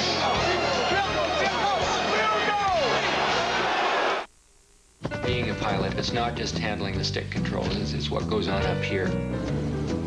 I'd say I tend to be a detail sort of person. And in this business, if you don't pay attention to detail, you're dead. In this past year, we've done training for people from both the U.S. and Canada. Our Advantage 800 number gives us the opportunity to reach these people who are spread over North America. It gives us an instant credibility, and it puts us in the major U.S. competitors, the big boys, if you want. 20-foot baskets, 300-point games, 100-yard courts. In the future, athletes will make the game faster, farther, tougher. But today's athlete can choose new All-Sport. Fluid replacement, unsurpassed taste, 4 thirst-quenching flavors. All-Sport is a body quencher. So before it gets to this, new All-Sport, the game will never be the same. From 17 yards away, and the Ottawa Roughriders narrow the gap just a little bit more on the Saskatchewan Roughriders. Now an 8-point ball game, and there's still hope in Ottawa, Leaf. Well, now they're back down to 1 possession that could end up tying this ball game. Of course, a touchdown and a 2-point convert. A little bit of a risky way of going about it, but the opportunity is there if Ottawa can find the end zone. Well, you're talking 2:48 to go, which is an eternity in the Canadian Football League. And Ottawa Roughriders still have a breath of life in them. In an interesting night of twists and turns, Ray Yock had the early edge with a 10-0 lead. Jim Gilstrap and the Ottawa Roughriders came back and had a 1-point lead at halftime. Yock and Saskatchewan out in front in the 3rd quarter. I'll guarantee you he's seen a few football games here at Frank Clair, and if he's thinking about a turning point in this game, if Ottawa were ever to come back, he's saying to himself, be the Ed Mitchell fumble that Rohan Marley got. Faces of some CFL veterans, Glenn Kulka, familiar in an Ottawa Roughrider, uniform now in Saskatchewan. Roughriders from the West have a time of possession advantage that's rather substantial. You know, if they were walking away with this game, you know, that would be a story, but it's only 8 points, and although they've had considerable advantage in that category, it doesn't mean a whole lot right now. A big return, big play. Something might salt this away for Saskatchewan. Here's Baker. And here's Aaron Ruffin at the 15. those on blockers. Markers down again.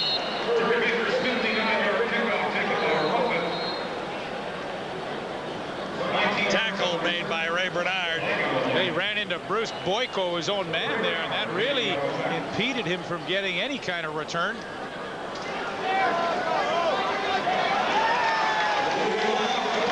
Holding against Saskatchewan. Illegal block. Saskatchewan number 3. First down. Illegal block against Errol Brown, and 10th penalty against the Roughriders from the West. Now here's where Ray Bernard, who's come over to this club, has to be a leader in the huddle. He's got to say to the guys, hey, if we're going to win this game, we need a 2 and out. We need to give our offense the ball back in pretty good field position, which they get. Joseph on the handoff from Jones for a couple. Another marker. What else? McCready on the tackle. 2:38 to go. Saskatchewan on top by 8 at 28-20.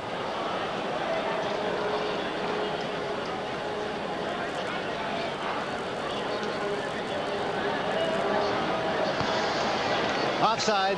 Ottawa number 76. Still first down.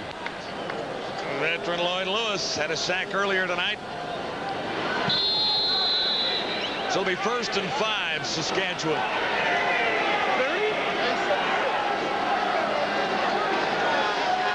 Anxious moments on the Saskatchewan bench.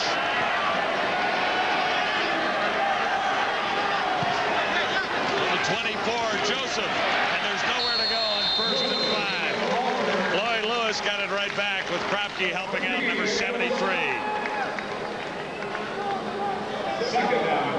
Well, Lloyd Lewis really made up in a hurry for his miscue, and you'll see, you know, he's best known for this, is getting that penetration upfield. Look how he splits the block and takes on the running back. And, you know, coming into this game, he had 4 tackles for losses, and that's how you really measure a defensive tackle. Can he get penetration and make plays? This guy can. 2nd down, 4 to go, Saskatchewan at the 25. 2:21 to go. Here's Jones handing out. And they don't get the first down. Joseph got the call. And Lewis in on the play. Backed up by number 48, Edward Mitchell. It'll be 3rd down, and Ottawa will get the ball back in decent field position, I'd guess. And we talked about Ray Bernard, the middle linebacker, having to take control late in the game here. He knows they're going to be running. Look at the eyes. Look at the determination as he comes up, reads the play. Look at the shoulders square, helmet to helmet. And he made a commitment that Joseph was not going to go any further. My, oh my, what a good play to keep them short of the first down. Maddich standing at his 13. 2:01 to go, 4th quarter. It's an 8-point ball game. High kick, it's deep. This is Horace Brooks. Chased back, lost it. Brooks picks it up again, but there's nowhere to go after that. No return after a 49-yard punt. And it looks like a pretty long field for Jay Macias. Good on 5 of 9 for 113 yards in relief of Sean Moore, the starter for Ottawa. Yeah, and if Danny Barrett's saying anything to Macias, they're probably talking a play that they need to run. I'm sure on the sidelines before he came on the field, Danny was saying, hey, look, you got a minute and 45, or minute 49. Be patient. This is tons of time for you to work your team down and score. Don't feel like you have to go for everything quickly. This guy, Macias, does not have a ton of CFL experience. On 1st down, fakes once, and he's intercepted. Horrible passes. Ulmer heads to the end zone. Away from 1, he's down to the 20, and that'll be the ball game. I would bet that's 2 interceptions by Macias. First one he got away with, not any points being scored by Saskatchewan, but they'll get something out of this, I'm sure. And this is simply a young quarterback not reading coverages very well. Watch Odessa Turner. When he clears over, that tells you zone right away. Now you got to throw the ball up and over that defensive back. This is not man-to-man coverage. This is zone with the corner deep in behind, and that was simply a ball that was just thrown too short. Ulmer gets the pick, and that should just about do it. Yeah, I would think so. Saskatchewan with an 8-point lead set up at the 20-yard line. They've got Ridgway and Waiting. And And too many turnovers by the Ottawa Roughriders again. That's the 4th of the night. 3 interceptions given up by Ottawa quarterbacks. And here's Joseph taking out again for Saskatchewan. 1:34 on the clock, and Ray Bernard in on the tackle. Yeah, I think if Saskatchewan scores a field goal at least here, I just don't think Ottawa can overcome a 2-possession situation. No, I mean, Ottawa needs a turnover desperately. They have to get the ball back without allowing any points, and then they've still got a long way to go. Well, then you have to do what Ed Mitchell did a couple series ago. You have to just start tackling the football. Just try and strip that thing loose. Do anything you can to cause the Saskatchewan Roughriders to cough it up. Here's Joseph. He's been hard running all night, and he's down to the 5-yard line. Remy Trudel, the tackle.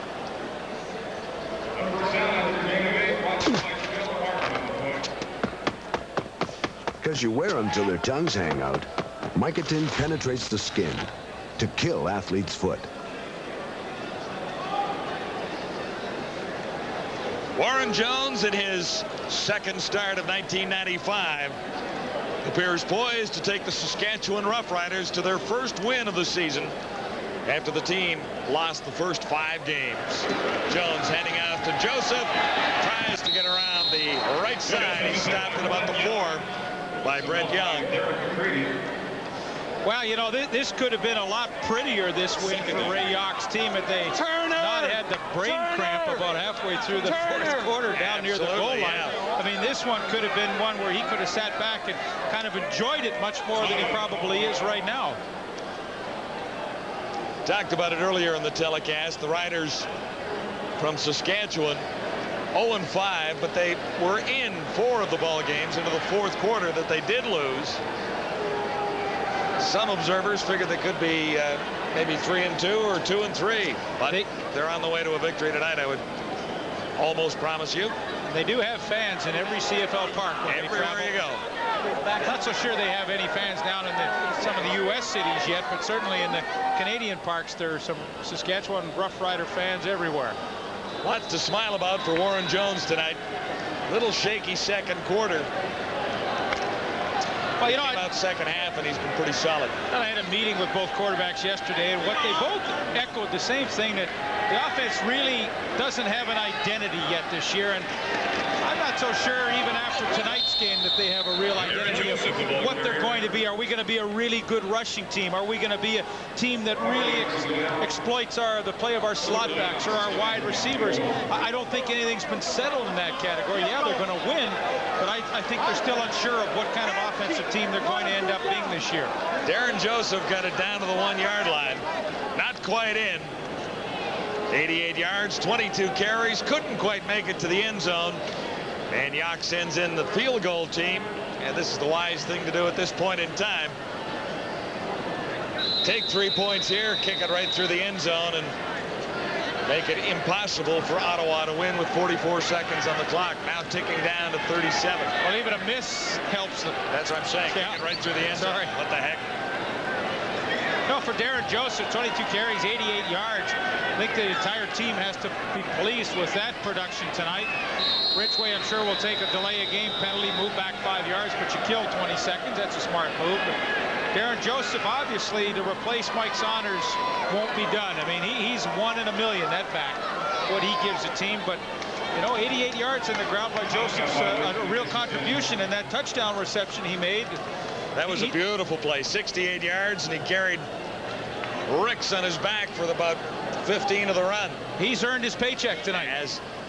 Nice to see him come back to Ottawa and have an outstanding evening.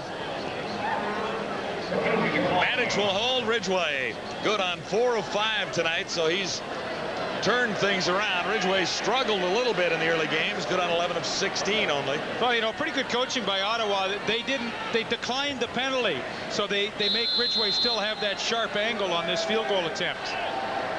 It's spotted at about the 8-yard line, and some early movement from Ottawa as Ridgway nails it right through the end zone. Offside, Ottawa. Oh, they're calling procedure against Saskatchewan. Well, the play of the game, no question. The reception by Darren Joseph breaks a tackle here, and the effort just gets better and better. And here comes Ricks. Fights off the tackle by Ricks, and that was key play of the game, no question. Broken play, touchdown. Yeah, we watched that. Saskatchewan number 66. The yardage has declined. The clock will be held to the snap. Watch that play, and it looked like Warren Jones was definitely about to be sacked, wasn't going to get it away. He eluded Rohan, Marley, and then found Joseph. Ridgway nails it through for another 3 for Saskatchewan, and that's the old ball game.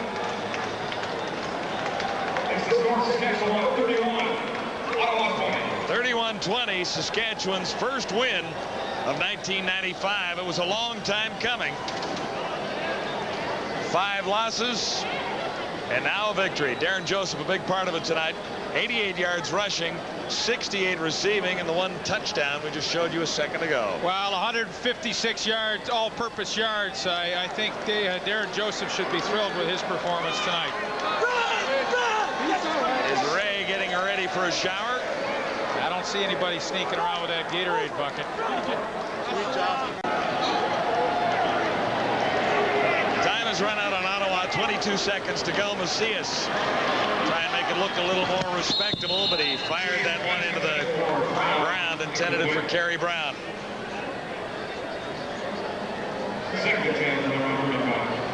Head coach Jim Gilstrap will see his team now stay tied with Saskatchewan, both at 1 and 5. But, you know, I mean, as silly as it sounds, I mean, only Winnipeg and Toronto are ahead with, 4 points. So, and that's the 5th playoff spot.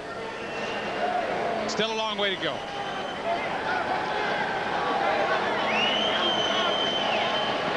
Macias over the middle, and Jay Christensen hangs on. Stopped by Omer. Now 13 to go. Well, be a happy ride home for Saskatchewan, heading back to Taylor Field. Ray Yock has been very intense on the sidelines tonight, very involved in this game, talking to the quarterbacks. He has done a pretty good coaching job tonight, I think. There's Macias sliding safely to the 50-yard line. 2 seconds on the clock. 20,830 on hand at Frank Clair Stadium tonight. On there. 8 is 9 on the clock.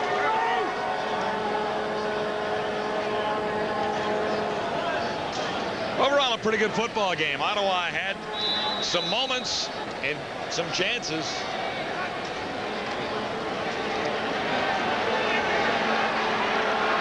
Macias, my gosh, this will come down with snow on it. Jump ball, end zone. That's the ball game. That's the end of the third quarter. Something to celebrate. I thought Saskatchewan played rather well tonight, Lee.